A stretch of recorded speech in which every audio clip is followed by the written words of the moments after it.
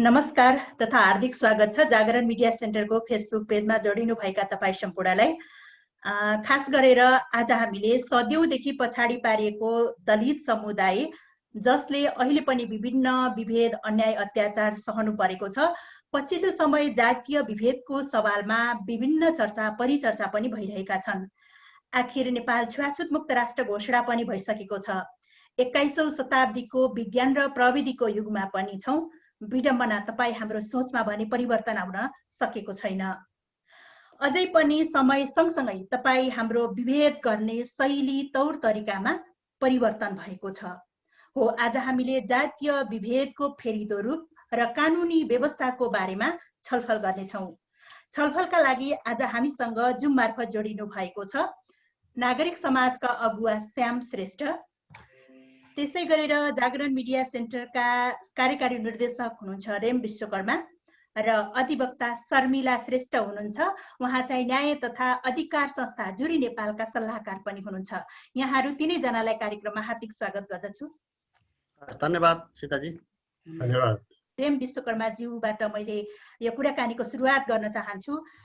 खास गरेर हामी अहिले कोभिड-19 को महामारीमा छौं, योसँग जुधिरहेका पनि छौं। तर यस्तो बेलामा हामी सबै मिलेर जानुपर्ने हो, एकअर्कालाई सहयोग गरेर जानुपर्ने हो। किन यस्ता जातीय विभेदका घटनाहरू दोहोरिरहेका छन्? अब यो धन्यवाद सीताजी। खास गरी अब हामी अहिले झन्डै अब 1.5 वर्ष भइसक्यो यो कोरोना भाइरसको प्रभावमा सबैजना थलिएका छौँ र त्यसपछि त्यो सँगसँगै अब सबै मान्छेको जनजीवन प्रभावित हुने छँदैछ र खास गरी अब यो तपाईले भने जस्तै अहिले यो महाव्यापी छ हैन, जहाँनिर मान्छेले आफ्नो संवेदना या तपाईको एकदम कसरी बाँच्ने भन्ने अवस्थामै एकदम गाह्रो अवस्था भइरहेको अवस्थामा पनि किन यस्ता जातीय छुवाछुतहरू, भेदभावहरू, महिलामाथि हिंसाहरू या विभिन्न प्रकारका विभेदहरू किन भइरहेछन् भन्ने कुरा धेरै दुःखको कुरा हो। यो किनभने यो हामी नेपाली समाजमा यो सबै खाले क्राइसिसहरू या विपदहरू छन् हैन। यो प्राकृतिक विपत्ति सँगसँगै राजनीतिक विपत्ति या तपाईको यो सामाजिक विपद भनौँ। सामाजिक विपद भनेको तपाईको हामीले निरन्तर नेपालको इतिहासमा संरचनागतमा रहेको जातीय छुवाछुत भेदभाव र खास गरी नेपाली समाजमा दलितहरू र महिलाहरू धर्म संस्कृति परम्पराको नामबाट निरन्तर उनीहरू विभेदमा परेका छन् र बहिष्करणमा परेका अवस्था छ। त्यसैको सिलसिलेबार हो। किनभने यो तपाईको जातीय छुवाछुत भेदभावहरू या तपाईको हाम्रो यो संरचना संस्कारै भइसक्यो कि मान्छेहरूको यो त्यसलाई निरन्तरता दिने कुरा। किनभने यो जब मान्छेहरूमा यत्रो महामारीमा पनि मान्छेलाई बाँच्न पर्ने, एक आपसमा सहयोग गर्नुपर्ने, एक आपसमा माया हुनुपर्ने, एकदम यो साथ सहयोग हुने अवस्था पनि किनभने हामीले त्यो जातिवादी या तपाईको यो पुरुषवादी सोचता चाहिँ सँगसँगै राखेर यो 1.5 वर्षमा हेर्यो भने पनि यो 1.5 वर्षमा धेरै जातीय छुवाछुत घटना भएको छन्। धेरै महिलामाथि तपाईको हिंसाहरू अत्याचारहरू भइरहेका छन्। किन भन्दा हामी यहाँको यो एउटा संस्कार यो तपाईको यो कल्चरको रूपमा विकास भएर पनि यस्तो भइरहेका छ। त्यसले गर्दाखेरि यो संस्कारलाई, यो कल्चरलाई, यो जातिवादी या तपाईको यो तपाईको विभिन्न प्रकार हिंसालाई अन्त्य गर्नलाई चाहिँ कुनै पनि प्रकारको विपद आउँदा पनि त्यसले छेक्दो रहन्छ। त्यो निरन्तर मान्छेले चाहिँ अपनाइरहँदो रहेछन्, अगाडि बढाइरहँदो रहेछन्। र त्यसै कारणले पनि यो जातीय भेदभावहरू लगायत विभिन्न प्रकारका हिंसाहरू भइ नै रहेका हुन्छन्। हजुर, खास गरेर यहाँले चाहिँ जातीय विभेद विरुद्धको अभियानमा 2 दशक भन्दा यो विषयमा वकालत गर्दै पनि आउनु भएको छ। जातीय विभेदको रूप अथवा शैली पनि समय अनुसार परिवर्तन भएको हो? हैन, शैली यस्तो छ तपाईको हामी देख्दा त्यस्तो लाग्यो, शैली फरक जस्तो लाग्यो। किनभने यो तपाईको अहिले बजारमा छुवाछुत हुने कुरा, विभेद हुने कुरा, कोठा भाडाको कुरा लगायत त पहिलेदेखि थिएन, भर्खरै आएर चेन्ज भएको होइन नि त। हामीलाई लाग्छ के लाग्छ भने हामी काठमाडौँमा छौँ, शिक्षित भयौँ, आधुनिक समाज भयौँ, सङ्घीय लोकतान्त्रिक गणतन्त्र भयो, त्यसले गर्दाखेरि फरक भयो जस्तो लाग्छ। तर हाम्रो त्यो त सिलसिलेबार तपाईको त्यो पुस्तौँदेखि निरन्तर हुँदै आएको कुरा भएको हो नि त। त्यसले गर्दा फरक होइन, यो भनेको निरन्तर आइरहेको छ। तर त्यो बदलिनु पर्थ्यो, बदलिएन भन्ने चिन्ता हो नि त। त्यही भएर शैली त के हो भने थोरै रूपमा के छ भने तपाईको परम्परागत रूपमा तपाईको फरक ढङ्गले चाहिँ के अरे भेदभावहरू छुवाछुत गर्दै भने अहिले हाँसी बोली इज्जत गरी हैन त्यो विभेदहरू गर्ने प्रक्रिया छ। र त्यसले गर्दाखेरि मान्छेलाई के लाग्यो भने फरक तरिकाको यो शैली फरक भयो कि भन्ने जस्तो लाग्यो। तर त्यो होइन। त्यो के हो भने हाम्रो त्यो ब्लड जस्तै भएको छ, संस्कार रूपमा निरन्तर हुँदै आएको चिज नै निरन्तर छ। त्यहाँ फरक भएको म देख्दिनँ। हजुर, हस्। मैले श्याम श्रेष्ठज्यूलाई यो प्रश्न जोड्न चाहन्छु। खास गरेर यहाँले जातीय विभेद विरुद्धको सवालमा लेख्दै बोल्दै पनि आउनु भएको छ र यो सवाललाई नजिकबाट पनि बुझ्नु भएको छ। पछिल्लो समय अघि रेम सरले जोड्नु भएको जस्तै पछिल्लो समय कतिपय विभेद गर्ने तौर तरिका मिठो बोली बोली त्यसलाई चाहिँ निरन्तरता चाहिँ भइराखेको छ भन्ने खालको कुरामा चाहिँ यहाँहरूले चाहिँ कसरी विश्लेषण गर्नु भएको छ, यहाँहरूले अध्ययन अनुसन्धान गर्दै आइराख्दाखेरि पनि कस्तो पाउनु भएको छ? यो विभेदको कुरा नेपालमा घट्दै त गइरहेको छ। पहिलेको तुलनामा यो धेरै घटेको पनि भन्नुपर्छ है। तर तथ्याङ्कहरूले त धेरै देखाइराखेका छन्। अब गत वर्षकै तथ्याङ्क हेर्दाखेरि पनि तपाईँलाई म बताउला के कारणले मैले त्यसो भनिरहेको छु भन्दा कि अब हिजो नन दलितहरूमा दलितको फर्ममा बोल्ने मान्छे पाइँदैन थियो। अहिले तपाईँले हेर्नुभयो भने अहिले रूपा सुनारको घटनामा सबभन्दा धेरै रूपा सुनारको केसलाई साथ दिएको छन्। तपाईँले लेखकहरू हेर्नुभयो, बोल्ने मान्छेहरू हेर्नुभयो, मिडिया हेर्नुभयो भने नन दलितहरूले साथ दिइरहेका देखिन्छ। अहिले त्यसो त फेरि राजनीतिक संरक्षण भयो, राजनीतिक दलले नै संरक्षण गरेको कुरा पनि आइराखेको छ नि। मैले कुरा पुरा गर्न दिनुहोस् न। हजुर, यो अहिले यस्तो छ, घट्दै गइरहेका छ, तर यो चाहिँ निमित्यान्न भएको छैन। अहिले यस्तो हुनुको पछाडि के हो त भने अहिले घटना घटि पनि राखेको छ। फेरि बलात्कारको घटना, हत्याको घटना पनि फेरि त्यत्तिकै मात्रामा घटिरहेको छ। त्यसले देखाउँछ कि फेरि छुवाछुत पनि बाँकी छ, विभेद पनि बाँकी छ भन्ने कतिलेसँग बाँकी छ भने देखाउँछ। फेरि त्यो हुनुको कारण के हो त भने पहिलो कारण राज्य, नेपालको राज्य संविधानको उचाइमा भएन। संविधान भन्दा राज्य धेरै पुड्को भयो। संविधानमा जे कुरा लेखेको छ त्यो कुरा लागू गर्नेमा राज्य रहेन। तपाईँले अहिले रूपा सुनारकै घटनामा हेर्नुहोस्। अब रूपा सुनारलाई त्यो गरे बापत, विभेद गरे बापत थुनामा परेको सरस्वती प्रधानलाई छुटाउन गएको भन्दाखेरि बहालवाला मन्त्री झन्डावाल गाडी लिएर, त्यो भनेको के भयो भने म संविधान मान्दिन, म कानुन मान्दिन हैन, न त मलाई कसले के गर्न सक्छ भने हो नि त हैन। जब राज्य नै यसरी चाहिँ विभेदको पक्षमा उभिन्छ तब विभेद घट्छ कसरी? त्यसकारणले पहिलो कारण के हो त भने नेपालको राजनैतिक दलहरू पनि र नेपालको राज्य पनि यो विभेदलाई कम गरेर लानुको लागि सबभन्दा धेरै उभिनु पर्ने उनीहरू त्यसरी उभिएनन्। र नउभिएको कारणले गर्दाखेरि बलात्कारको घटना पनि घटेको कारण त्यही हो। र अनि त्यसपछि हत्याको कुरामा पनि हत्याको घटना बढ्दै गएको कारण पनि त्यही हो। राज्य संविधानमा लेखे बमोजिम, कानुनमा लेखे बमोजिम इमानदार नभएको पहिलो कारण यो हो। दोस्रो कारण पनि छ यसको दोस्रो कारण के हो भने हाम्रो दोषपूर्ण शिक्षा। हाम्रो शिक्षा चाहिँ यो गैर भेदभावमूलक हुनुपर्ने, भेदभाव नगर्ने खालको शिक्षा हुनुपर्ने, मानवीय शिक्षा हुनुपर्ने। हाम्रो शिक्षा मानवतामूलक छैन। हाम्रो शिक्षा विवेकशील मान्छे खडा गर्ने खालको छैन। शिक्षित मान्छे भएर भनेको छ, विभेदको पक्षमा बोलेको छ। अहिले तपाईँले सामाजिक सञ्जालमा हेर्नुभयो भनेदेखि सबभन्दा धेरै शिक्षित मान्छेहरू विभेदको पक्षमा बोलिरहेको देखिन्छ। त्यो भनेको के त भने हाम्रो शिक्षाले मान्छे बदल्ने काम गरेन, मान्छेलाई मानवीय बनाउने काम गरेन। अब एउटा घरमा तपाईँले कुकुर पाल्नुहुन्छ, भित्र तपाईँ बेडरुममा छोड्न दिनुहुन्छ, भान्सामै छोड्न दिनुहुन्छ, तपाईँ बिरालो पार्नुहुन्छ, काखमा राख्नुहुन्छ, तपाईँ गाई भैँसी र अनि त्यहाँ पछाडि बोका बाख्रा पाल्नुहुन्छ। तिनीहरू घरमा स्वीकार छ, घरभित्र तिनीहरू एकदम मजाले तिनीहरूलाई प्रवेश स्वीकार छ, तर दलित स्वीकार छैन। भन्नुको मतलब के हो भने मान्छेहरू मान्छेलाई मान्छे झै स्वीकार गर्नको लागि तयार छैनन्। यो मानवीयताको शिक्षा चाहिँ हाम्रो शिक्षाले दिएन, त्यो कारणले पनि हो। म एकैछिनपछि फेरि जोडिनेछु। हामीसँग अधिवक्ता शर्मिला श्रेष्ठ पनि हुनुहुन्छ। कानुनमा त जातीय विभेद गर्नु अपराध हो भनेर मानेको छ। यस्ता खालका घटनाहरू किन दोहोरिएका छन्? क्वेसन ज्यादै गम्भीर छ सीताजी, अब विषय आफैमा पनि कति ओजपूर्ण छ, कति गम्भीर छ भन्ने कुरा मभन्दा अगाडि बोल्ने जुन रेमजीले पनि भन्नुभएको छ, श्याम सरले पनि भन्नु सक्नु भएको छ। कानुन बनाउँदैमा कानुनको कार्यान्वयन आफै हुन्छ भन्ने कुरा होइन।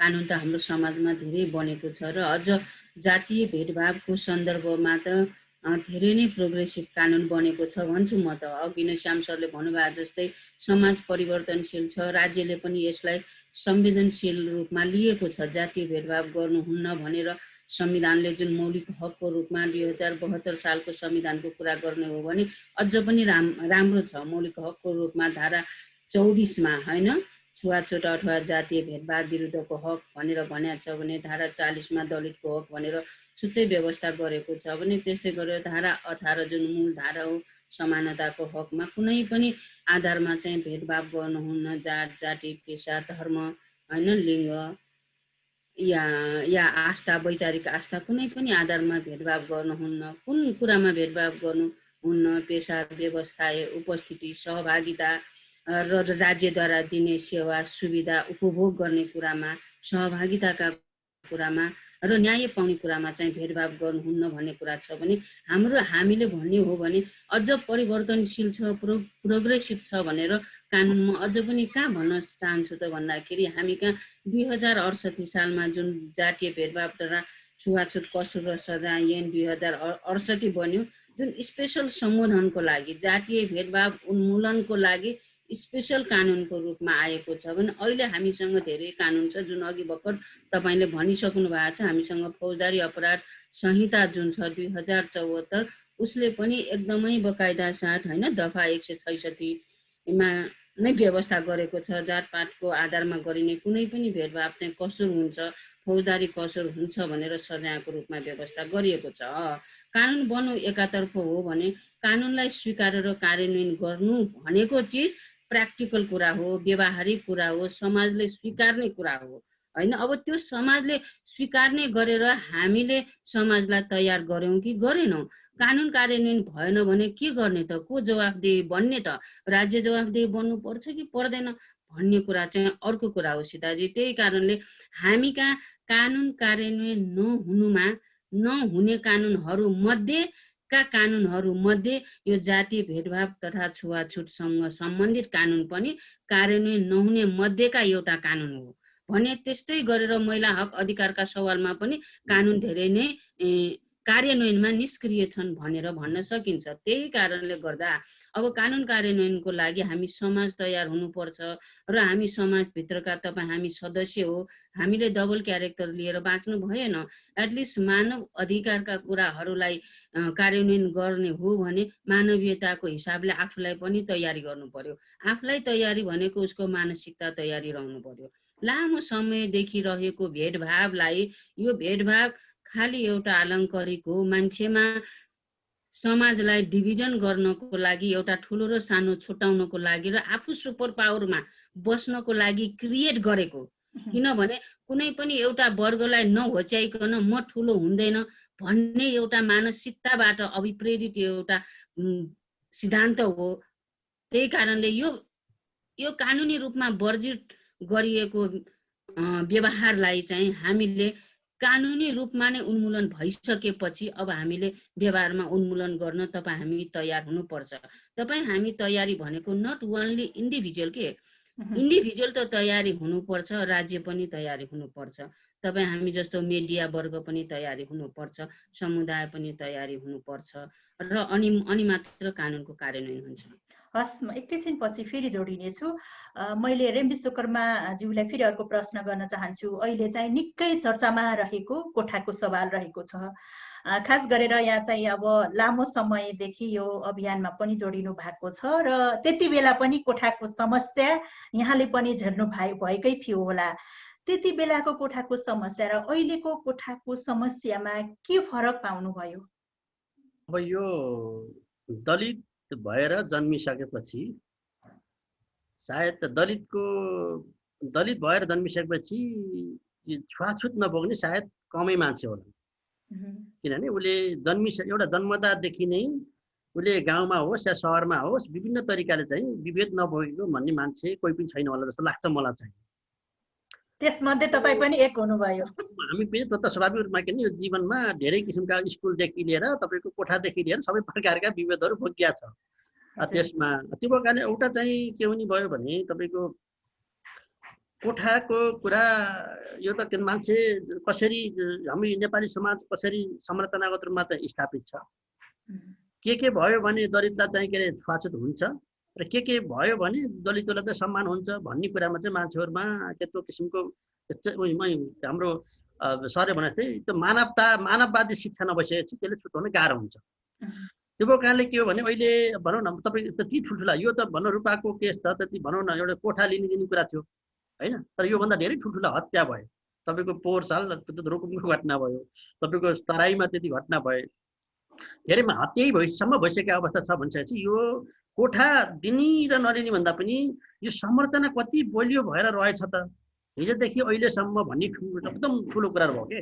र अर्को कुरा तपाईँको अब हामीले जुन किसिमको एजुकेसन पाएको थियौँ नि भनौँ हामी आफै लाग्दा पनि यो शिक्षित समाज भएपछि सभ्य समाज भएपछि आधुनिक भएपछि सहरिया भएपछि सबै चिज हुन्छ भनेको छु भन्दा त्यो हुँदा पनि भएन होइन। र अहिले पछिल्लो समयमा हेऱ्यो भने तपाईँको बरु यो अशिक्षित भन्दा पनि शिक्षितहरूबाट धेरै विभेदका प्रक्रियाहरू भइरहेका छन् होइन। उसलाई किन सबै थाहा छ दलित राख्न हुन्छ हुन्न भन्ने कुरा कि सबै बुझिकन पनि बुझेका मान्छेले नै त्यस्तो गरिरहेका अवस्था छन्। र अहिले भनौँ जुन किसिमको रूपा या तपाईँको हाम्रो सरस्वतीको सवाल पनि सायद त्यस्तै कारणले सुरु हुन्छ किनभने उहाँ एउटा शिक्षित मान्छे हो हाम्रो सरस्वतीजी, उहाँ एकदम नेवार भएर अन्य भएर भन्दा पनि दलितहरूलाई हामीले कोठा दिन हुन्न भयो भने यसले चाहिँ हाम्रो के भइरहेको चाहिँ यो परम्परा या तपाईँको त्यो संरचना या तपाईँको धेरै चिज भोलि अब त्यसरी नर्कमा गइन्छ होला, स्वर्गमा जाने सपना भएको मान्छेलाई त दलितलाई कोठा दियो भने त नर्क पुगिन्छ, नर्क किन जाने भन्ने कुराले चाहिँ त्यसले काम गर्यो। नत्र उहाँ जस्तो शिक्षित मान्छे सरकारी जागिर मान्छे काठमाडौँमा बसे मान्छेले त नगर्नु पर्थ्यो होला नि त।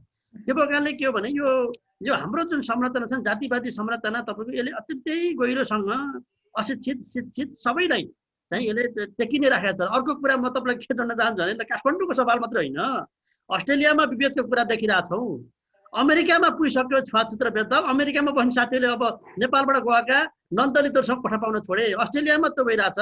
अर्को चाहिँ युरोप अमेरिका भन्दा यो त अब नेपाल गाउँ हुँदै सहर हुँदै अब अमेरिकासम्म पुगिसक्यो। भनेको मतलब के हो भने यो व्यक्तिसँग मात्रै सरकार नभएर यसले ओभरअल सोसाइटी र नेपालको जुन जातिवादी र त्यससँग सम्बन्धित धर्म संस्कृति परम्परालाई जोगाउने नाममा र भोलि चाहिँ तपाईँ नर्कमा गइन्छ भन्ने डरले यो काम भइरहेको अवस्था छ नि त। त्यसले गर्दा यो संरचनालाई कमजोर नहुँदासम्म चाहिँ नहुने स्थिति। कुनै व्यक्तिले तपाईँको कुनै व्यक्तिले दलितलाई बिहा गर्नु, कुनै के अरे छोरी दिनु या तपाईँको कोठा दिनु, तपाईँको कसैले धेरै माया व्यक्तिगत कुरा भयो अन्त व्यक्ति र संरचना फरक कुरा हो। त्यसले गर्दा किन हामी कहाँ धेरै भनौँ महत्त्व हाम्रो श्याम श्रेष्ठ सर हाम्रो शर्मिलाजीहरू लगायत धेरै नन्द अहिले भने पछिल्लो समयमा धेरै नन दलित समुदायका मान्छेहरू पनि दलित मुभमेन्टमा लाग्नु भएको छ नि त। हिजो एउटा समय 100% चाहिँ नन दलितहरू दलितको अगेन्स्टमा थिए भने अहिले तपाईँको लगभग धेरै तपाईँको के अरे दलितको पक्षमा वकालत गरेको सङ्ख्या पनि वृद्धि भइरहेछ र दलितहरूलाई विभेद गर्ने पनि काम त भइरहेछ नि त। भनेको सँगसँगै गइरहेको छ। त्यसले गर्दाखेरि के हो भने त्यो संरचना जातिवादी संरचनालाई भत्काउन त बहुत गाह्रो भइरहेको छ र त्यो नभत्किँदासम्म यो चिज रहिरहन्छ होइन। त्यसले गर्दाखेरि त्यो अब सरस्वतीजीले पनि के हो भने सरस्वती प्रधान या कुनै उसले पनि त्यो चिजलाई निरन्तरता दिन खोज्नु भयो र त्यो निरन्तरता दिने क्रममा चाहिँ उहाँ कोठा दिनु भएन, रूपाले पाइनन्, विभेदको कुरा भयो त विभेदमा फेरि न्याय दिनु पर्थ्यो। अब त्यसमा विभिन्न फेरि त्यहाँ फेरि अब जाति अब पार्टी सबै चिजले कामले गर्दा पनि त्यो कमजोर भयो, अन्यमा पुग्ने अवस्था भयो। हजुर, म एकैछिनपछि जोडिने छु। श्याम श्रेष्ठज्यू, खासमा सन्दर्भ रूपाकै जोडिएको छ। यो खास गरेर दलित र नेवार समुदाय बिचमा फाटो पार्ने स्थिति सृजना भएको छ, यसमा के भन्नुहुन्छ? अब यो फाटो पार्ने काम भइरहेको छ, केही समुदायबाट जान पनि भइरहेको छ, तर यो ज्यादै गलत कुरा हो। हजुर, किनभनेदेखि नेवार समुदायमा यो दलितको भावना भन्ने कुराहरू यो नेवारभित्रको हिन्दू आर्य यिनीहरूमा ज्यादा रहेको हो। जस्तो श्रेष्ठ, प्रधान, अमात्य, राजभण्डारी यिनीहरूमा ज्यादा यो कुरा छ। त्यहाँ नेवारभित्रकै अत्यधिक भर भनेको महर्जन अथवा ज्यापुहरूको छ। ज्यापुहरू हिन्दू धर्म होइन कि, उनीहरू बुद्ध धर्म मान्दछ। बुद्ध धर्ममा यो चाहिँ जातपातको कुरा त्यस्तो खालको हुँदैन। त्यहाँ जातपात मान्नु हुँदैन, जातीय भेदभाव गर्नु हुँदैन भन्ने धारणा नि बुद्ध धर्मको सार हो। त्यसकारण त्यहाँ कम छ, तर कम हुँदा हुँदै पनि त्यहाँ पनि हिजो आज यो हिन्दू आर्यकै प्रभाव जो छ त्यो प्रभाव सरेको छ, उनीहरूमा पनि सरेको छ र सरेको कारणले गर्दा उनीहरूमा पनि छुवाछुतको भावना बाँकी छ। र अब तर नेवारहरू भनेको त फेरि पनि सबभन्दा सभ्य मध्ये, सबभन्दा सुसंस्कृत मध्ये को जाति पर्छ नेपालमा। शिक्षितमा पनि त्यो एकदमै शिक्षित जाति हो, तर हजुर आर्थिक हिसाबले पनि सक्षम त्यो समुदाय हो। त्यसको समस्या भनेको के भने राज्यबाट त्यसको भाषा, त्यसको संस्कृतिलाई चाहिँ एकदम पेल्ने काम, उत्पीडन गर्ने काम, पाखामा पार्ने काम भइरहेको छ। ऊ आफै पनि पीडित हो, नेवार आफै पनि पीडित हो, तर पीडितले फेरि अर्को सबभन्दा धेरै पीडित दलितलाई चाहिँ फेरि पीडामा दिने काम गरिरहेको छ। यो चाहिँ विडम्बना हो, यस्तो गर्नु हुँदैन। यो अत्याचार त कुनै पनि हालतमा गर्नुहुन्न। अब नेवारले यो कुनै पनि हालतमा गर्नुहुन्न। त्यसमाथि थप के हो भने यो सरस्वती प्रधानले गरिसके पछाडि कतिपय नेपाली नेवार समुदायको संगठनहरूले नि वक्तव्य दिएर आएको पनि मैले देखेँ। यो अर्को ठुलो गल्ती हो। नेवार आन्दोलन, नेवारहरूको जुन नेवा दे दबको आन्दोलन अथवा नेपाल भाषा मङ्का खलको आन्दोलन भनेको त्यो चाहिँ पद्मरत्न तुलाधरहरूले नेतृत्व गरेको, त्यो मणिकलाल श्रेष्ठले नेतृत्व गरेको, त्यो मल्लके सुन्दरहरूले नेतृत्व गरेको संगठन हो। त्यो उहाँहरू सबै प्रगतिवादी हो, उहाँहरू सबै छुवाछुतको विरोधी हो। त छुवाछुतको विरोधीहरूले नेतृत्व गरेको संगठनमा यो छुवाछुतको पक्षमा वक्तव्य कसरी आयो? यो चाहिँ एकदमै मलाई निकै विडम्बनापूर्ण लागेको छ। यो हुनै नहुने घटना यो घटिरहेको छ भने पछाडि के हो भने उहाँहरूको संगठनमा पनि सांगठनिक जो कल्चर हो, त्यो कल्चर चाहिँ अघिल्लो पुस्ताले पछिल्लो पुस्तालाई सिकाउने काम भएन कि? राम्रो कल्चर मैले यहाँनिर जोड्छु। हजुर त नागरिक अगुवा पनि त्यही समुदायबाट प्रतिनिधित्व गर्नु पनि हुन्छ, किन यो चाहिँ एक खालको यो फाटोलाई चाहिँ चिर्न किन नसक्नु भएको? त्यसो भए होइन, छिर्न त हामीले सकेको छौँ नि। भने त्यो त मेरो लेभलबाट मैले सकेको कुरा मैले डे 1 देखि यो दलितको पक्षमा बोलिआएको मान्छे हो। त्यस कारणले मेरो घरमा हेर्न दलितलाई सुरुदेखि अहिले होइन, दलितहरूको यो 2068 को ऐन बन्नुभन्दा अगाडि नै मेरो घरमा छुवाछुत चाहिँ नि एकदम खतम उन्मूलनै गरिएको थियो। मेरो बुवा र आमा छुवाछुत मान्नुहुन्थ्यो, असाध्यै धेरै छुवाछुत मान्नुहुन्थ्यो। तर हामी शिक्षित भइसके पछाडि, बुवा आमालाई कन्भिन्स गरिसके पछाडि उहाँहरूले पनि छुवाछुतलाई चाहिँ एकदमै सिद्ध्याउँदै लानु भएको थियो। मेरो गाउँको पसलमा सुरुमा हामी पढ्दाखेरि, बच्चामा पढ्दाखेरि दलितहरू पस्न पाउँदैन थिए पसलमा। तर म ठुलो भइसक्दाखेरि मैले बिए पढ्दै गर्दाखेरि दलितहरू पस्न पाउँथे, जबकि मेरो बुवा चाहिँ कट्टर हिन्दू धर्मको पक्षपाती हुनुहुन्थ्यो, धर्मभीरु पनि हुनुहुन्थ्यो। हजुर, यहाँ परिवर्तन हुनुभयो, यहाँको परिवार परिवर्तन भयो, तर अहिले यो बीचको पछिल्लो यो नेवार समुदाय र दलित समुदायको एक हिसाबले द्वन्द्व भएको छ, एक हिसाबले फाटो आइरहेको छ नि। यसमा चाहिँ अलिकता यहाँहरूको भूमिका पनि हुन्थ्यो कि नागरिक समाजको अगुवाको हिसाबले भन्न खोजे मैले? यो भूमिका खेल्नुपर्छ भनेर मैले त्यो थाहा पाउने बित्तिकै नै यो सम्बन्धमा एउटा विशेष लेखै लेखेर सेतो पार्टीमा मैले प्रवेश गरिसकेपछि तपाईँले हेर्नु पनि भएको होला। त्यहाँ मैले प्रश्न रूपमा भनेको छु कि नेवार समुदाय यो पक्षपातको भेदभावको पक्षमा उभिने होइन। अब नेवार आफै पनि पीडित, दलित आफै पनि पीडित एक पो हुने हो त। पीडित एक हुने भएर भनेको छुवाछुतको पक्षमा एक हुने होइन, छुवाछुत अन्त्य गर्ने पक्षमा एक हुनुपर्ने हो, जातीय विभेद अन्त्य गर्ने पक्षमा एक हुनुपर्छ भनेर त्यो मैले त अभियान पनि चलाएको छु। मेरो आफ्नो बुताले जहाँ जहाँ भ्याउँछ ती सबै ठाउँमा अभियान पनि चलाएको छु। अब अन्तर्वार्ता नै कतिवटा दिइसकेँ होला मैले, तपाईँको अन्तर्वार्ता कति हो होला होइन, दिइरहेको छु। तर मेरो बुताको मात्र कुरा भएन, धेरैले धेरै ठाउँबाट गर्नुपर्छ।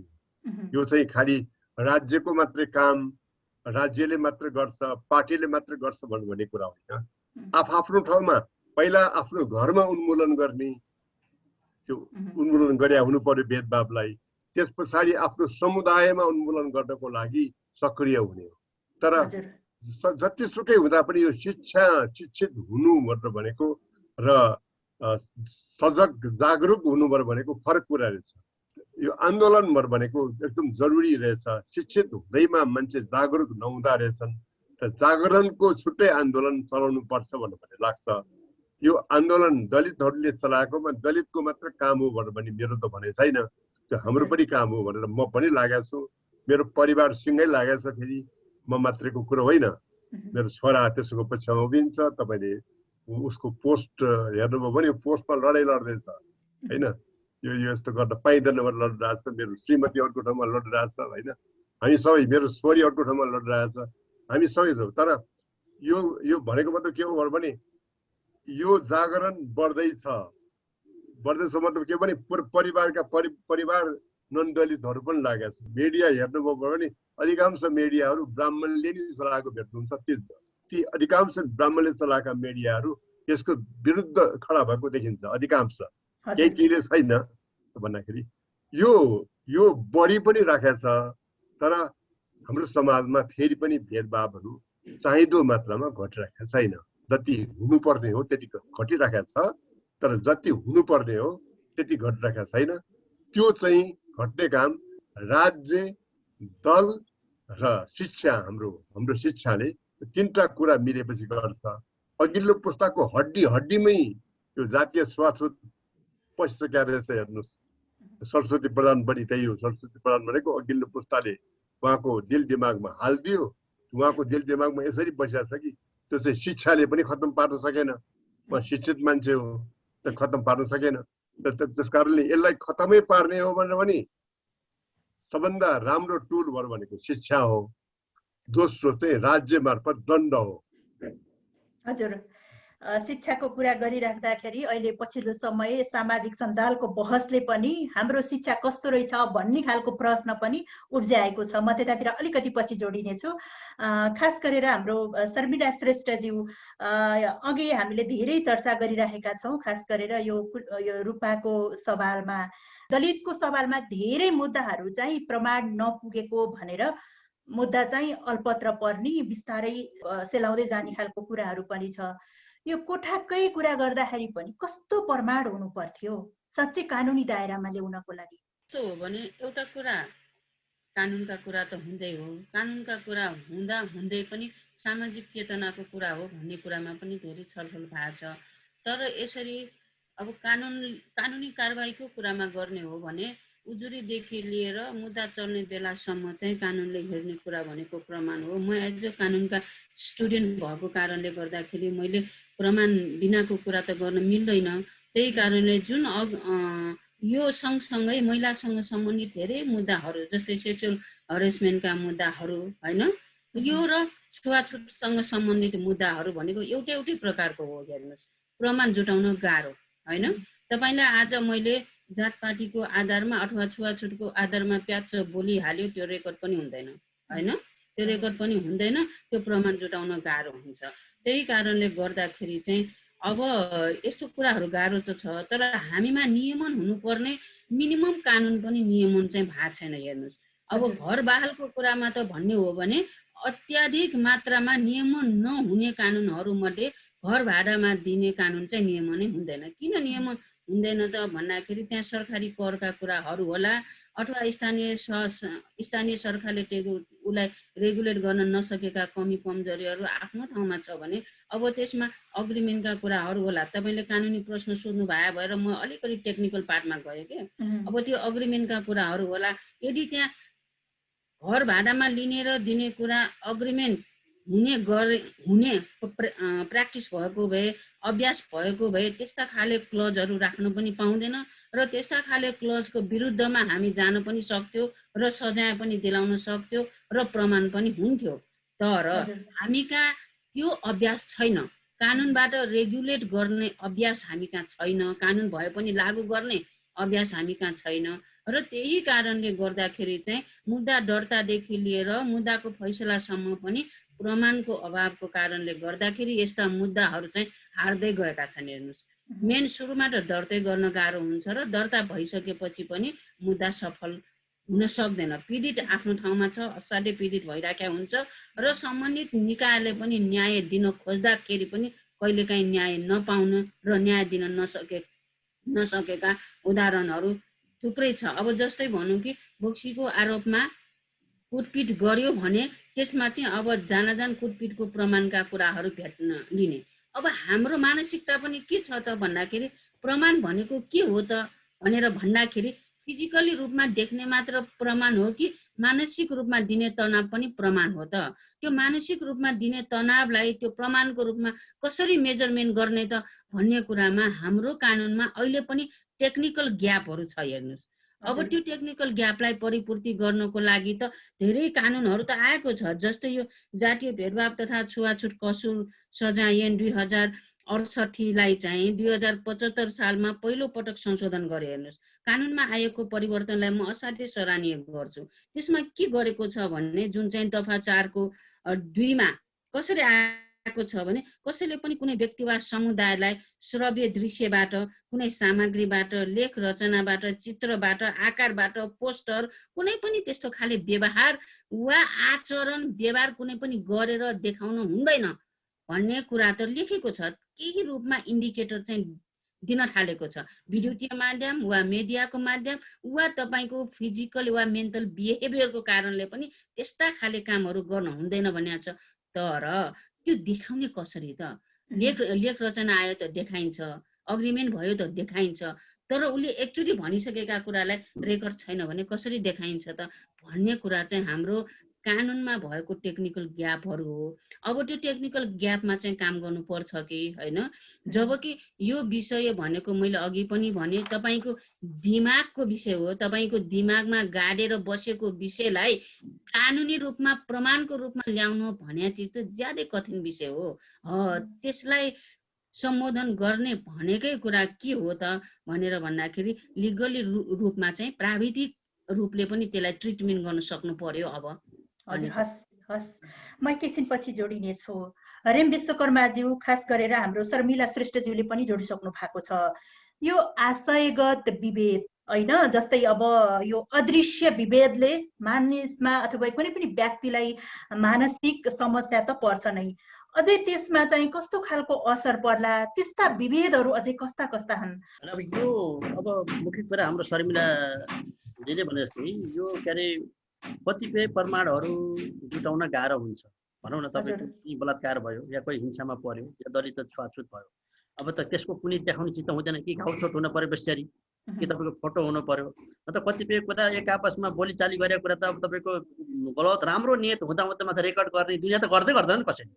त्यसपछि जब त्यसको प्रभाव, जब त त्यो एउटा कुरा के छ भने नि, जस्तै यो दलितको बारेमा किताब पढेर या मैले जति भन्छु नि त्यो भनेर बुझिने चिजै होइन क्या त्यो, कि त मैले भने जतिको या दलितले भने जतिको भनेर मान्छेले दलितलाई पुरै त दलितै भएको फिल गर्नै सक्दैन के।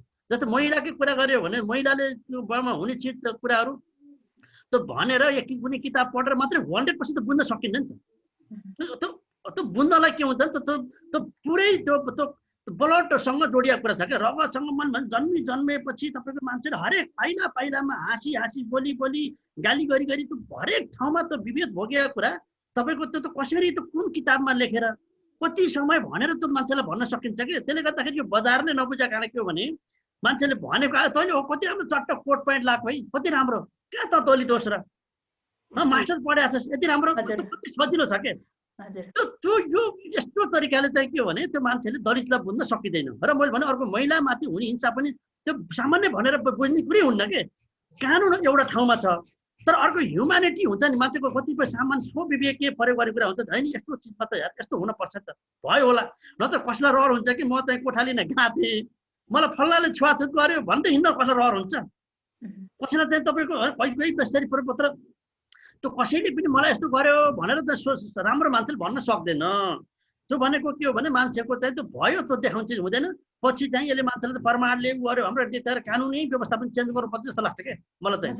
जस्तो महिलाहरूमा हुने विवादमा आशयको आधारमा चाहिँ हुने भन्छ नि, या त दलितको पनि त्यो भनेको छ त आशय पनि कसरी प्रमाण गर्ने के मलाई फलाले यसरी हेरेको थियो यस्तो गरेर कसरी भन्न सकिन्छ त्यसो प्रमाणै चाहिने भयो त्यो पनि गाह्रो छ त्यसले गर्दा यो एकदम तपाईँको चाहिँ समस्या समाधान नहुने खाले चाहिँ इस्युहरू यो त्यसले गर्दा यसलाई बरु कानुनमा बदल्ने हो कि या के गर्ने त्यसलाई जरुरी छ एउटा कुरो अनि तपाईँले जुन श्याम सरसँग भन्नुभएको थियो नि जस्तै यो अर्को दलित भर्सेस नेवारको लडाइँ पनि होइन कि यो मान्छेले किन हामी दलित समुदायले नेवार समुदायको संरचना भत्काउनुपर्छ भाषा संस्कृति ध्वस्त पार्नुपर्छ नेवारहरूलाई काठमाडौँ लखट्नुपर्छ होइन यिनीहरूको संस्कार संस्कृति भत्काउनुपर्छ भनेकै होइन नि यो त त्यो भने भएको मेरी आफ्नो दलित र नन्दलित बिच ठुलो लडाइँ भयो भने यो त हामीले दलित पहिचानको राजनीतिलाई सम्मान गर्छौँ नेपालको संविधानले त्यसलाई रेस्पेक्ट गरिसकेका छ हामी तपाईँ नेपालमा के अरे तपाईँ गुठी आन्दोलन हुँदाखेरि म आफै माइतीबाट मण्डलामा गएर चाहिँ के अरे हामी पहिचानको कुरा गरिरहँदाखेरि चाहिँ नेवार समुदायको गुठी बचाउनु लागेको छ भन्दा हामी पनि तपाईँको के भने यो सबै नेवारी समुदायको संरचना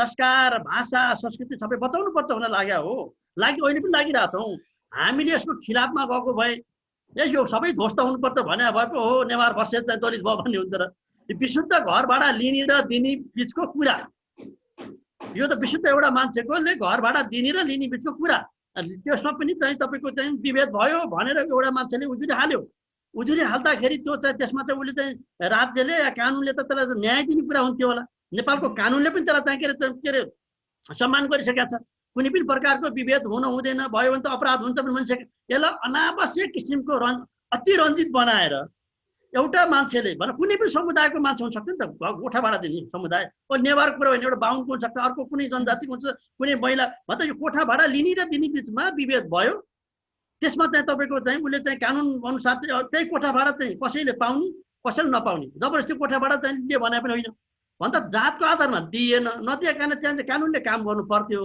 र यो यति ठुलो पनि समस्या के भयो भने नि यदि हाम्रा शिक्षा मन्त्रीजी नगइदिएको भए त्यही भित्र सल्भ हुन सक्थ्यो होला के त्यो भन्दा एउटा यो नेवार भर्सेस दलित बनाउनमा कतिपय ग्रुप लाग्या पनि होला यसबाट फाइदा लुट्नलाई अर्को नेपालको राज्यको सबै जनताको कर खाएर भोट लिएर सबैको नेता भएर सबैको शिक्षा मन्त्री भएर कानुनलाई संरक्षण गर्ने बेलामा उहाँ आफैले गएर एउटा समुदाय भनौँलाई पीडकलाई चाहिँ त्यसरी चाहिँ रेस्क्यु गरेर बोकेर हिँड्दाखेरि त्यसले चाहिँ साँच्चै चिन्ता र चाहिँ दुःखको कुरा त्यहाँनिर भएको हो किनभने उहाँ राज्यको मान्छे त सबैलाई समान किसिमको व्यवहार गर्नु पर्थ्यो होइन उहाँ 3 दिनसम्म कमसेकम 3 दिनसम्म उहाँ चाहिँ के अरे उसमा हुनुहुन्थ्यो के अरे परेड चौकमा हुनुहुन्थ्यो अनुसन्धान भइरहेको थियो यस्तो गर्नुहुन्न भने कि दुईटैलाई राखेर उहाँले चाहिँ मिलाउने काम गर्नुहुन्थ्यो तर उहाँले अति हस्तक्षेप गरेर जानुभयो र म त्यो चाहिँ त्यसको खिलाफमा चाहिँ उहाँ जुन हाम्रो मन्त्रीज्यूले गर्नु त्यो अत्यन्तै नराम्रो काम हो र अर्को कुरा मैले भन्छु फेरि यो नेवार र दलित बिचको लडाइँ होइन विशुद्ध एकजना तपाईँको कोठा लिने र दिने बिचको कुरा हो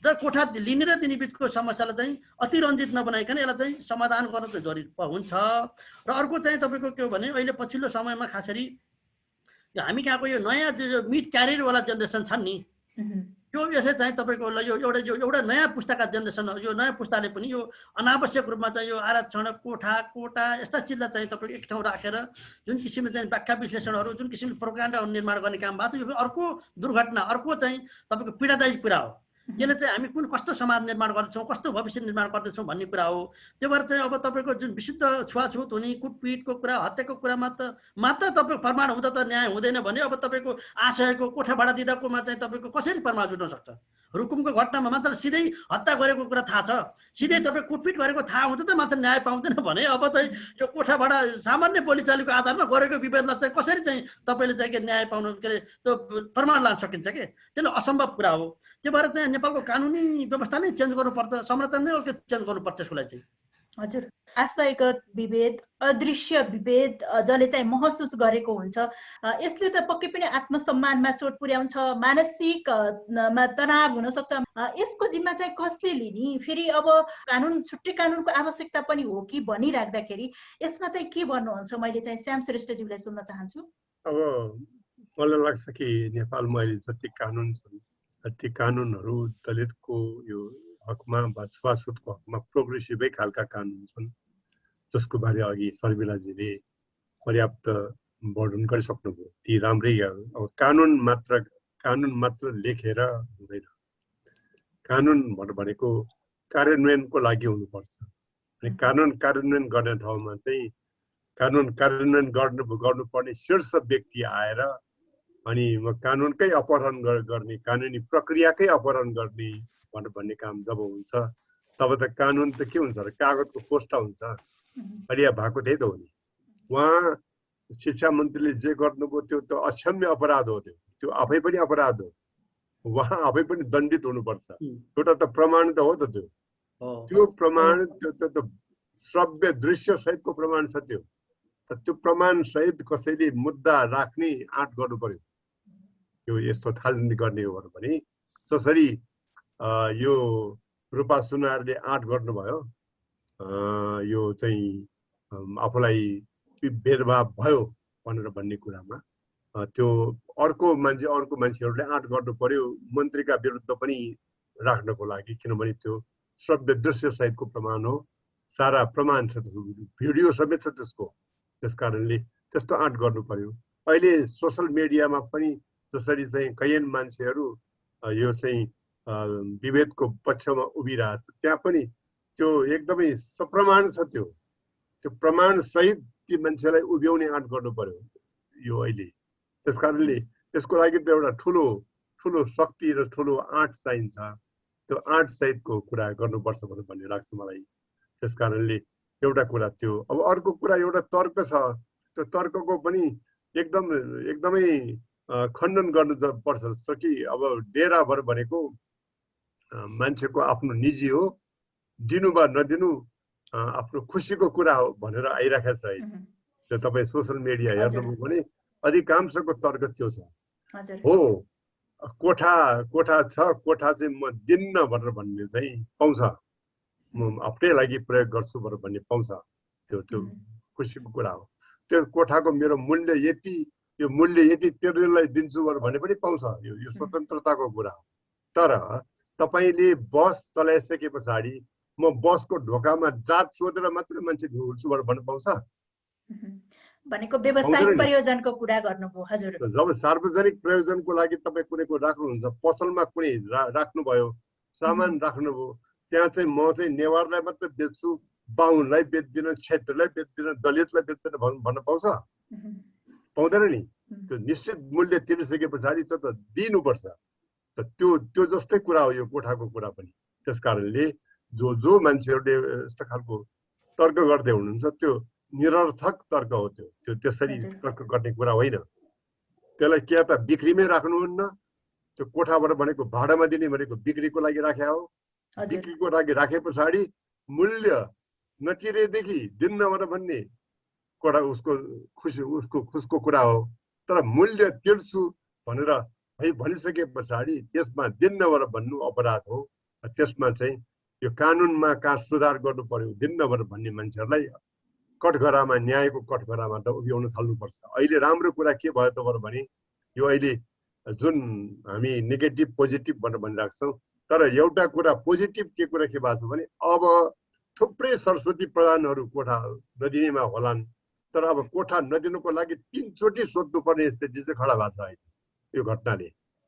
अब कोठा नदिनको लागि जातको आधारबाट वा जातिको आधारबाट कोठा दिन्न भन्नको लागि धेरै चोटि निधार खुम्च्याएर सोध्नु पर्ने खण्ड त यो अहिलेको घटनाले तयार भएको छ त। त्यस कारणले त्यो तयार हुनुको लागि त डिबेटमा आउनु पर्दो रहेछ। डिबेटमा आउने जो काम अहिले भइरहेको छ त्यो राम्रो भइरहेको छ भन्ने मलाई लाग्छ। अब जहाँसम्म उसको कुरा हो, यसको लागि कानुनमा चाहिँ समयानुकूल परिमार्जन हुनुपर्छ। जस्तो मैले जिएनयूको म एउटा कुरा सुनाउँछु। जवाहरलाल नेहरू युनिभर्सिटीमा त्यहाँ कस्तो छ भनेदेखि कुनै पनि महिलाले मलाई, कुनै पनि पुरुष छात्रले मलाई चाहिँ जिस्क्यायो, मलाई केही कुरा गर्यो भनेर उसले उजुरी मात्र हाल्नुपर्छ। उजुरी मात्र हाले पुग्छ। हाले पछाडि त्यो छात्र गयो, त्यो त्यहाँ कानुनी उसमा गयो, त्यो कारबाहीमा पर्यो, त्यो जिएनयूबाट निष्कासित भयो, एक्सपेल भयो भन्ने कुरो जाने हुन्छ। अरू प्रमाण चाहिँदैन। त्यो उसले मुद्दा हाल्नु, निवेदन हाल्नु आफै एउटा प्रमाण हो, नत्र हमेसा हाल्दैन भन्ने खालको बनाइएको छ। त्यो जिएनयूको जस्तै यहाँ बनाउनु मिल्दैन। पीडित आफैले कुनै कुरा राख्ने बित्तिकै त्यो प्रमाण हुने भने गर्न मिल्दैन। नत्र सबैले त भिडियो गरेर हिँड्नु पर्यो, सबैले रेकर्ड गरेर हिँड्नु पर्यो। कतिको सम्भव छ त यो? अपराधहरू त फेरि तपाईँको साक्षी राखेर अनि त्यो सबै टेक्निकल सामान बोकेर हिँड्नेको त हुँदैन, अपराधहरू त्यस्तो हुँदैन। अब त्यो जेरा खोज्ने सबै होइन, सामान खोज हिंसा गर्दाखेरि या कोठा भाडा खोज्दाखेरि पुरै रेकर्ड गर्नु भनेर साक्षी राखेर हुने काम त गर्दैन कसैले। त्यसकारणले त्यो गर्दैन। त्यसकारणले त्यो सम्बन्धमा कानुन नै नेपालको अहिले परिमार्जन गर्नुपर्छ र कानुन परिमार्जन गर्नुको साथसाथै कानुनलाई लागू गर्ने संयन्त्र र संस्कृति दुटै परिमार्जन हुनुपर्छ। हाम्रो नेपालमा कानुन छ र त्यो पनि कानुन नभएको स्थिति हो। भनेको मतलब कानुन लागू गर्ने हाम्रो संयन्त्र कानुन भन्दा पुड्को छ भन्ने कुरा हो यो। त्यसकारणले यो कुरा नभइकन चाहिँ कानुन मात्र बनाएर कागजको खोस्रो मात्र हुन्छ। त्यो संविधानमा त छ त धेरै। हाम्रो संविधान दलितको हकमा चाहिँ साउथ एसियामै सबभन्दा राम्रो छ। मैले साउथ एसियाको सबै संविधान हेरेको छु। भारतीय संविधान भन्दा हाम्रो संविधान धेरै राम्रो छ यो उसको हकमा। हजुर हजुर, म एकैछिनपछि फेरि जोडिनेछु। पछि अब यस्ता खालका यो अदृश्य आश्रयगत विभेदहरू पनि अब रूप फेरिँदै जाँदाखेरि यो पनि हुन सक्छन् भनेर यो चर्चा चलिरहँदाखेरि अब चाहिँ कस्तो हुनुपर्छ, यस्ता खालका समस्यालाई समाधान गर्ने कस्तो खालको कानुन हुनुपर्छ शर्मिलाज्यू? कानुनको कुरा जुन मैले अघि पनि भनेको छु, हाम्रो कानुन चाहिँ कम्पेरिटिभली धेरै प्रोग्रेसिभ छ। विशेष कानुन पनि आएको छ जुन 2068 सालमा जातिगत छुवाछुत विरुद्ध होइन त्यसलाई नियन्त्रण गर्नको लागि, र त्यसमा स्पष्टसँग व्यवस्था गरेको छ। हेर्नुहोस्, निजी तथा सार्वजनिक स्थानमा चाहिँ कसैलाई अपमानजन्य असहिष्णुता देखाउनु हुन्न, त्यस्तो खाले व्यवहार गर्नुहुन्न, कसैको उपस्थितिलाई रोकथाम अथवा प्रतिबन्ध लगाउनु हुन्न, सेवा प्राप्त गर्नमा प्रतिबन्ध लगाउनु हुँदैन भनेर सार्वजनिक वा निजी स्थानमा भनेर भनेकै छ होइन।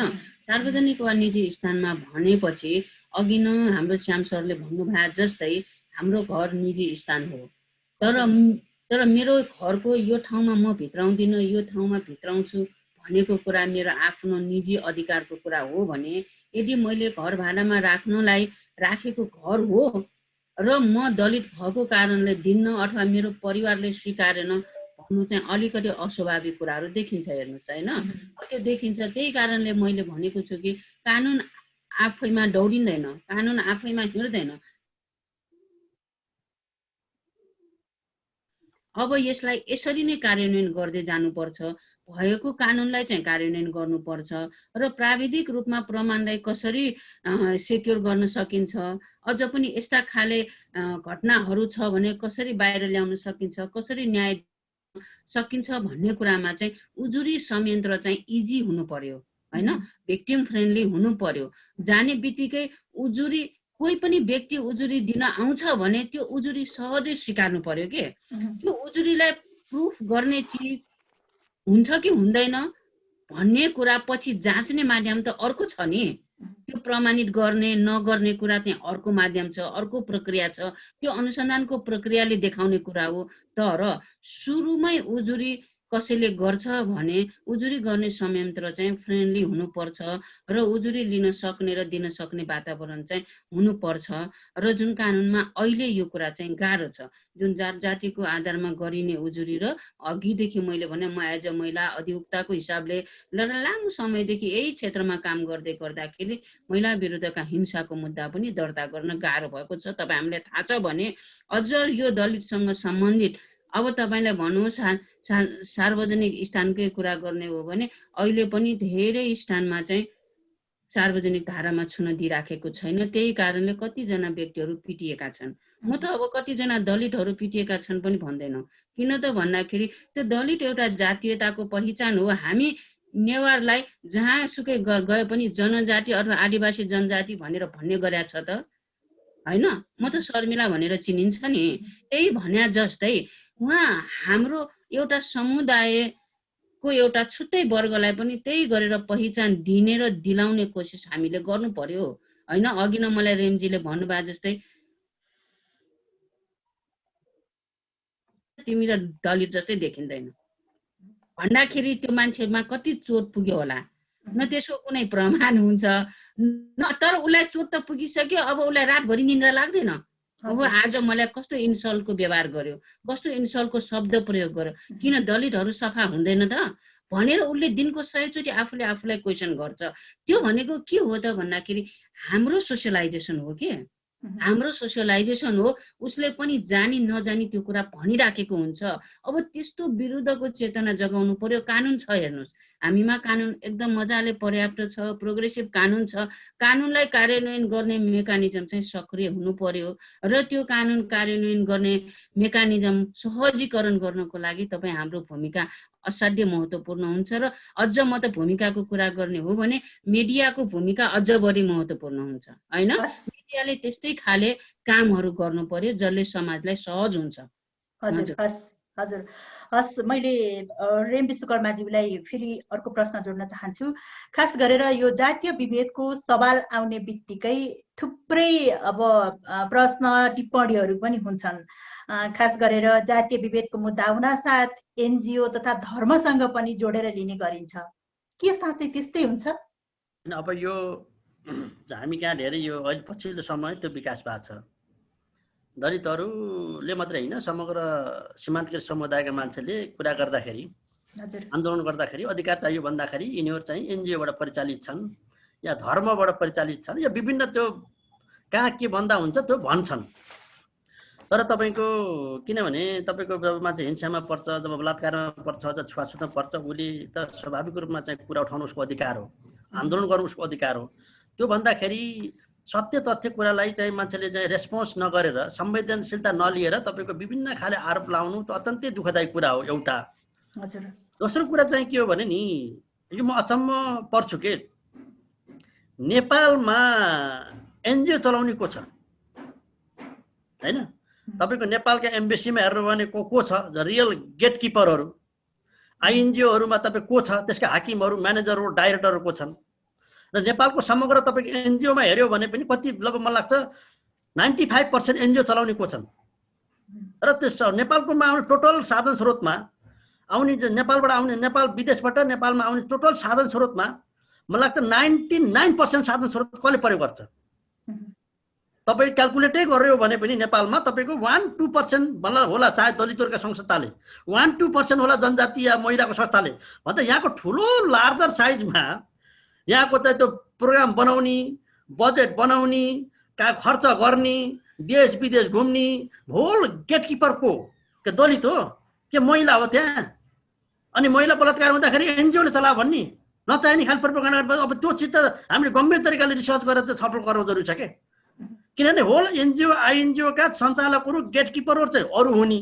अनि त्यसपछि अधिकारभित्र म अन्यायमा परेँ, छुवाछुतमा परेँ, बलात्कारमा भएँ, हिंसामा भएर अधिकारमा एनजिओ भनेर त लाउने त अर्को अपराधी मान्छे हो नि त एउटा पाटो। दोस्रो कुरा तपाईँको नेपालमा धर्म कतिवटा धर्म छन्। यहाँ हिन्दू धर्म चाहिँ मानेपार राम्रो हुने, अरू धर्म मानेपार चाहिँ बेठी हुने भन्ने हुन्छ। त्यसपछि हिन्दू तपाईँको धर्मनिरपेक्षता कुरा किन आएको? यहाँको मुस्लिमको, यहाँको चाहिँ तपाईँको सिखहरू, क्रिस्चियनहरू, तपाईँको जति किराँतहरू, बौद्धिस्टहरू सबैलाई समान धर्मको इज्जत दिनु पर्दैन? त्यो अधिकार दिँदाखेरि चाहिँ कसैले प्रयोग गर्यो भन्ने हुन्छ एउटा पाटो। तेस्रो पाटो के हो भने नेपालमा सबैभन्दा ठुलो आरोप के छ, खास गरी दलितहरू र जनजातिलाई क्रिस्चियनहरू भए। क्रिस्चियनमा पनि है, म तपाईँलाई इम्पोर्टेन्ट महत्त्वपूर्ण के छ भने नेपालमा सेन्ट जेभियर्सहरू स्कुल ल्याउने कसले ल्याएको? दलितले ल्याएको, कुनै महिलाले ल्याएको। र सेन्ट जेभियर्स स्कुलमा पढ्ने सबभन्दा बढी चाहिँ के अरे विद्यार्थी कसका छन्? दलितका छन् त्यहाँ के महिला छन् त्यहाँ भन्दा भने। त्यसपछि सेन्ट जेभियर स्कुलहरू पनि ल्याउने, सबभन्दा पढ्ने पनि गएर चाहिँ बाहुन क्षेत्रीकै हुने, अन्य समुदायका हुने। नेपालमा अहिले पनि तपाईँ अनुसन्धान गर्नुभयो भने 99% चर्चहरू चलाउने को? चर्च ल्याउने को? चर्चकोबाट फन्ड ल्याउने को? बाहुन क्षेत्री अन्य समुदाय होइन।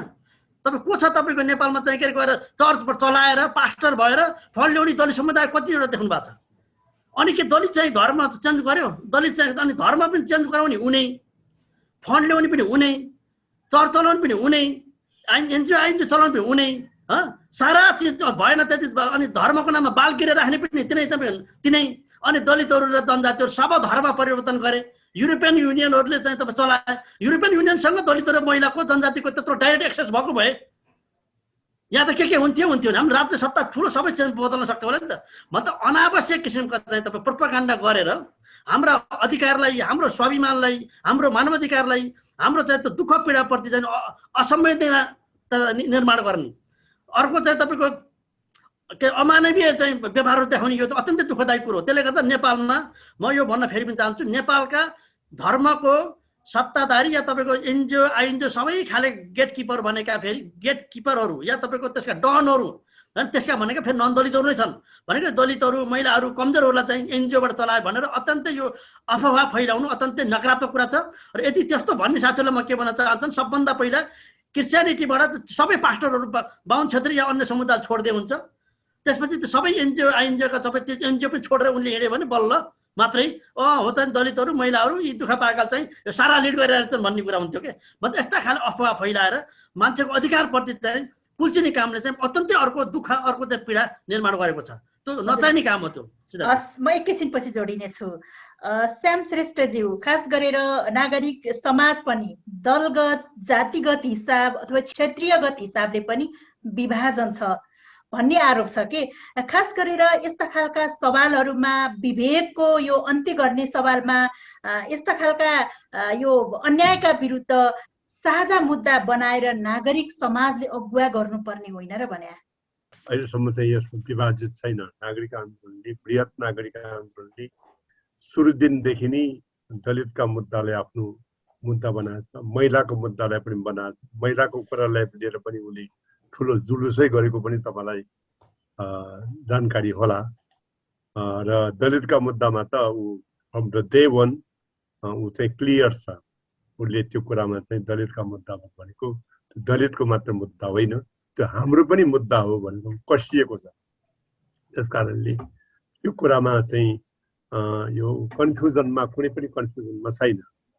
अहिले वास्तवमा अहिले यो स्थितिमा गर्नुपर्ने कुरा के, नागरिक आन्दोलनको रूपमा नागरिक आन्दोलनले के हो भने जम्मै अहिले जो अहिले कन्फ्युजन भइरहेका छ नि त्यसलाई चाहिँ नेवार वर्ष दलितका कुरालाई जोड्नको लागि पहलकदमी गर्नु, त्यो गर्नुपर्छ उसले। किनभने त्यो यतिखेर उसको क्षमताभित्र पर्ने कुरा उसले गर्न, उसको क्षमतामा नेवार सङ्गठनहरू पनि उसको नेटवर्कमा छन्, दलित सङ्गठन पनि उसको नेटवर्कमा छन्। दुईटालाई चाहिँ वास्तवमा तिमीहरू लड्ने होइन, मिलेर लड्ने हो। यो ब्राह्मणवाद विरुद्ध लड्ने हो, सबै मिलेर दुवै मिलेर लड्ने हो। दुवैलाई दबाएको एउटै वादले छ अनि त्यहाँ पछाडि दुवै आपसमा लड्नुको कुनै काम छैन अहिले भनेर यो भूमिका नागरिक आन्दोलनले निभाउन सक्छ पनि, गर्छ त। त्यसो भए हजुर नागरिक आन्दोलनले यो भूमिका निर्वाह गर्छ त? त्यसो भए गरि नै रहेको छ, गर्छ होइन कि गरि नै रहेको छ। अहिले जो गरिरहेको भूमिका, मैले गरिरहेको भूमिका पनि नागरिक आन्दोलन अन्तर्गतको भूमिका हो। अब नागरिक आन्दोलनसँग अहिले बैठकै बसिरहेको मैले सुनेको छु भर्खरै, 2-3 दिन अगाडिको मात्रै कुरा हो। यो रूपा सुनारको घटना आइसकेपछि उसले बैठकै बसेर यसमा कसरी गर्ने होला भने तपाईँले खगेन्द्र सरोलाको एउटा विशेष लेखै पढ्न पाउनुहुन्छ, यो शिलापत्र.com मा आएकै छ। यति त्यो व्यग्र ढङ्गले त्यो आएको छ कि मानु त्यो अपमान चाहिँ खगेन्द्र सरोला आफैलाई पर्यायो भने खगेन्द्र सरोला नागरिक आन्दोलनको कर्मी हो होइन। त्यस कारणले हामी इन्डिभिजुअल मान्छेहरू पनि झरेका छौँ, हामी ग्रुप मिलेर पनि आएकै छौँ। त्यस कारणले यो म कसैले भने पनि गर्छु, म नभने पनि गर्छु, गरिरहेकै हुन्छ, यो मेरो काम हो होइन। अब जहाँसम्म यसलाई कसरी खतम पार्ने भन्ने तपाईँको प्रश्न छ नि, यसमा पनि म बोलौँ भन्दाखेरि यो चाहिँ के हो भने 3टा कुराले यो कुरा खतम हुन सक्छ जस्तो लाग्छ मलाई। एउटा कुरा के हो भने यो जुन कानुन बनेको छ त्यो कानुनलाई अघि हाम्रो शर्मिलाजीले भने जस्तो कानुनलाई लागू गर्ने संयन्त्रलाई चाहिँ एकदम जिम्मेवार बनाउनु, उसले नगरेदेखि दण्डनीय बनाउनु र सरल बनाउनु एउटा काम होला। प्रहरीले दर्ता गरेन भने त्यो ठुलो सजायमा पर्ने खालको स्थिति होस् र दण्ड त्यो उसले चाहिँ उजुरी लिन सहजै उजुरी लिने संयन्त्र होस् र त्यसलाई चाहिँ त्यो हो कि होइन भनेर मापन गर्ने संयन्त्र पनि सहज होस्। त्यो हुँदाखेरि एउटा कुरा होला। त्यो मतलब त्यो राज्यले गर्नुपर्ने कुरा हो, त्यो राज्यले त्यो नगरिकन हुन्न। दोस्रो, यसलाई पुस्ताको दिमागैबाट खतम पार्ने हो भनेदेखि अघिल्लो पुस्ताको दिमागबाट खतम पार्न त धेरै गाह्रो पर्छ। पछिल्लो पुस्ताको खतम पार्ने हो भनेदेखि त्यो शिक्षा मार्फत खतम पार्ने। शिक्षामा त्यो कुरा मानवताको शिक्षा हालेर, विभेद विरोधी शिक्षा हालेर, महिला विरोधी विभेद, दलित विरोधी विभेद, मानवमाथि मानवले गर्ने कुनै पनि खालको विभेद गर्न हुँदैन भन्ने खालको त्यो कुरा शिक्षामा हालेदेखि आउँदो पुस्ताको दिमागबाट त्यो कुरा खत्तम हुन्छ। त्यस कारणले अर्को मेजर कुरा भनेको शिक्षा हो। र तेस्रो कुरा भनेको तपाईँ हामी सबैको संयुक्त सक्रियता हो। सबैले आफ्नो ठाउँबाट जसले जहाँ सक्छ त्यहाँबाट अभियान चलाउने हो। यसलाई लेख्न सकिनेले लेखेर, बोल्न सक्नेले बोलेर, आफ्नो छिमेकलाई कन्भिन्स गराएर, आफ्नो घरमा सिद्ध्याएर, आफ्नो घरमा छुवाछुत भेदभाव सिद्ध्याउनु पर्यो। त्यो सिद्ध्याएर अनि बाँकी सिद्ध्याउने हिँड्ने हो भनेदेखि अनि हुन्छ।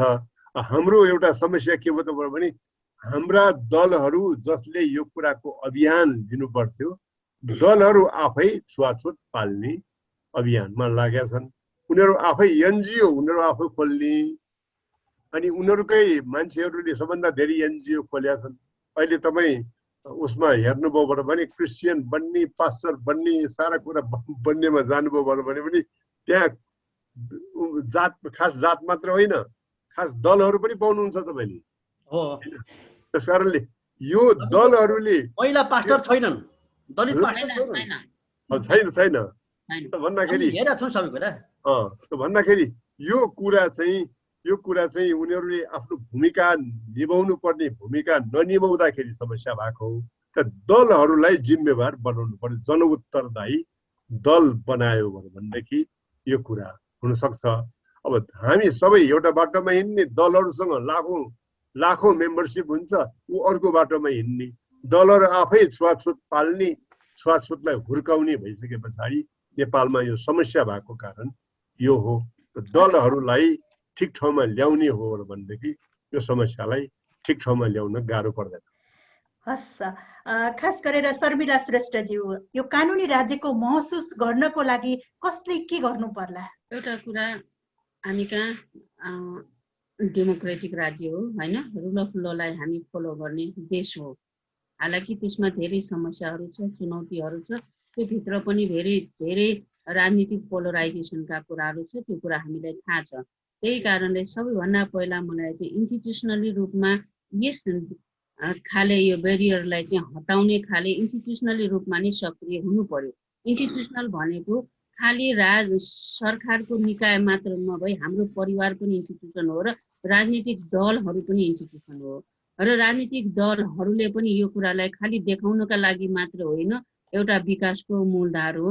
र देशमा रहेका 13-14% भन्दा बढी जनसङ्ख्या चाहिँ अहिले पनि छुवाछुतको मारमा परिन्छ भने देश कसरी विकास हुन सकिन्छ त भन्ने कुराको माध्यमबाट हामीले जुन कानुनलाई मौलिक हकको रूपमा सुनिश्चित गरेको छ, छुवाछुतको विभेद विरुद्धको हकलाई मौलिक हकको रूपमा व्यवस्था गरेको छ भने त्यो एज अ मानव भएको नाताले चाहिँ उपभोग गर्न सक्ने सहज वातावरण र त्यो यदि त्यस्तो भएन भने त्यसको जवाफदेहिता चाहिँ राज्य हुनुपर्छ भन्ने कुरामा चाहिँ मान्छेमा शासन चलाउने जुन नेतृत्व वर्गमा छ र जुन सरकारमा छ उनीहरूमा पनि त्यो उत्तरदायित्वपन हुनु पर्यो। र अर्को कुरा, अब हामी कहाँ 753वटा स्थानीय सरकार छ। हेर्नुहोस्, व्यक्तिको घर घरमा सरकार छ होइन, व्यक्तिको घर घरमा सरकार छ भने यो जातीय छुवाछुत विरुद्धको मुद्दा हेर्ने एउटा निकाय भनेको स्थानीय सरकार पनि हो। यसको अर्थ त 753वटा स्थानीय सरकार छ भने 753वटा ठाउँले यो मुद्दालाई हेर्न सक्ने अवस्था छ भने उहाँहरू पनि यसमा चाहिँ सक्रिय हुनु पर्यो र यसलाई सहज रूपमा चाहिँ ल्याउन सक्ने वातावरण हुनु पर्यो। र अर्को कुरा जुन अघि नै मैले भनेको थिएँ नि, टेक्निकल प्रब्लम छ, टेक्निकल ग्याप छ कानुनमा, जुन उजुरीदेखि लिएर मुद्दालाई इस्टाब्लिस गर्ने सम्ममा चाहिँ जुन तपाईँले अघि प्रमाणको कुरा पनि गर्नुभयो र त्यो कुरालाई जनमानससम्म पुर्याउनु पर्यो। व्यवहार, आचरण होइन, हाउभाउ, अपमानजन्य व्यवहारलाई पनि हाम्रो कानुनले अपराधको रूपमा मानेको छ भने अपमानजन्य व्यवहार भित्र के पर्छ त हैन? त्यस्ता कुराहरू चाहिँ व्यक्तिहरूमा चेतना हुनु पर्यो र राज्यले त्यसमा चाहिँ जानकारी दिनु पर्यो। र कानुनै मात्रै सबै थोक होइन। मैले अघि पनि भनेको छु, हेर्नुहोस् यो कुरा कानुन त खालि टेक्निकल पार्ट मात्रै हो। त अघि नै मलाई रेमजीले भन्नुभएको थियो नि, तपाईँ हामी जन्मेको बेलादेखि कुन मानसिकता लिएर जन्मियो हुर्क्यो, हाम्रो सामाजिकीकरण कसरी भयो, र यो सामाजिकीकरण हटाउनको लागि श्याम सरले भन्नुभयो जस्तै घर घरमा मात्र पुगेर हुँदैन, तपाईँ हाम्रो मनस्थितिमा पुग्नु पर्यो र त्यो मनस्थिति विरुद्धको आन्दोलनलाई लिगल मेकानिजमसम्म ल्याउनु पर्यो कि कानुनको संयन्त्रसम्म ल्याउन सक्ने क्षमता हुनुपर्छ। र अर्को कुरा, म यो विषयलाई जहिले पनि भन्ने गर्छु कि दलित विरुद्धको अभियानै होइन, यो राज्यको विकास विरोधीको अभियानको रूपमा लिनु पर्यो। र यो दलितको मात्रै विषय होइन, यो नन दलितको पनि सवाल हो र म्याक्सिमम नन दलितहरू त्यसमा इन्क्लुड हुनु पर्यो। यो दलितको विषय हो भनेर 20-22 जना 25 जना दलित मात्र मिल्यो भने त महिलाको इस्यु जस्तै हुन्छ। हेर्नुहोस्, महिला आफै भिक्टिम, महिला आफैले इस्यु उठाउने। मेरो इस्यु सुन्ने कसले त भन्दाखेरि जो पर्पिट्रेटर हो, जुन यो समाजभन्दा बाहिर बसेर तमासा हेरिराखेको छ नि, त्यो व्यक्तिहरूको इन्भल्भमेन्ट यसमा आवश्यक छ। तर त्यो इन्भल्भमेन्टको लागि कानुन खुल्ला छ, कानुन कहीँ पनि अवरोध छैन। तर हाम्रो मानसिकता अवरोध छ, हाम्रो प्रथा परम्परा चलन र त्यो हाम्रो धर्मलाई गलत रूपमा चाहिँ व्याख्या गरिएको छ। त्यो गलत व्याख्यालाई सही व्याख्या गरेर बुझाउनु पर्ने भनेको तपाईँ हाम्रो काम हो। त्यही कारणले गर्दाखेरि कानुन र हाम्रो सामाजिक व्यवहारलाई चाहिँ जोडिएर देखाउन सक्ने एउटा समूहको पनि क्रिएट हुनुपर्छ। र यो चाहिँ मलाई सबैभन्दा ठुलो कन्फ्लिक्ट कहाँनिर लाग्छ अहिलेको अभियानमा भन्दाखेरि नन दलित विरुद्धको अभियान हो कि जस्तो गरेर बाहिर आइरहेको छ कि। हे भगवान्, त्यो होइन। त्यो भनेको समग्र साझा सवाल हो। यो साझा सवाललाई कुनै जाति वर्ग क्षेत्रको विरुद्धमा परिभाषा गर्न भएन, त्यसरी लिन पनि भएन। यो राज्यको साझा सवाल हो र यो सवाललाई हामीले जस्ताको तस्तै कानुनमा चाहिँ सम्बोधन गरेका छ र हामीले पनि सम्बोधन गर्ने ल्याकत राख्नु पर्यो, क्षमता राख्नु पर्यो। र यसमा सबैभन्दा ठुलो कुरा अहिले 4वटा मेकानिजम छ। हेर्नुहोस्, यो सुन्ने स्थानीय सरकार, दलित आयोग, अनि राष्ट्रिय मानव अधिकार आयोग आफ्नो ठाउँमा छ, प्रहरी छ र अदालत छ। तर धेरै ठाउँमा जिम्मेवारी दिँदाखेरि पनि कसैले पनि सुन्दैन के। त्यही कारणले अब कानुनमा भएको व्यवस्थालाई अलिकति स्क्रुटिनाइज गर्नु पर्यो कि एउटा स्थानीय सरकार र अरू कहाँ होइन प्रभावकारी रूपमा कार्यान्वयन गर्नको लागि सीमित क्षेत्राधिकार मात्र दिँदाखेरि पनि मान्छेलाई काम गर्न सहज हुन्छ कि जस्तो चाहिँ हाम्रो अनुभव छ। अर्को कुरा एउटा म जहिले पनि भन्ने गर्छु कि दलित भनेर जुन म त पहिलादेखि नै एक किसिमको समर्थन भनौँ या असमर्थन भनौँ होइन, हजुर, दलित एउटा पहिचान हो के। दलित एउटा होच्याको शब्द होइन। हामीलाई आदिवासी जनजाति महिला भन्दा जसरी म प्राउड गर्छु नि, दलित भन्दाखेरि पनि दलित समुदाय प्राउड हुनुपर्छ।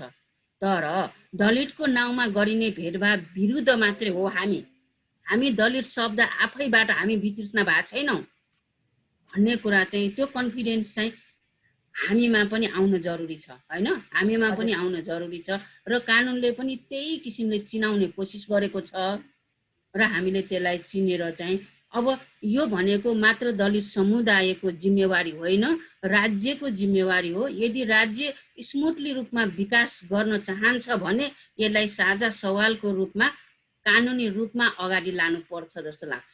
हस्, एकदमै अन्तिममा छौँ हामी।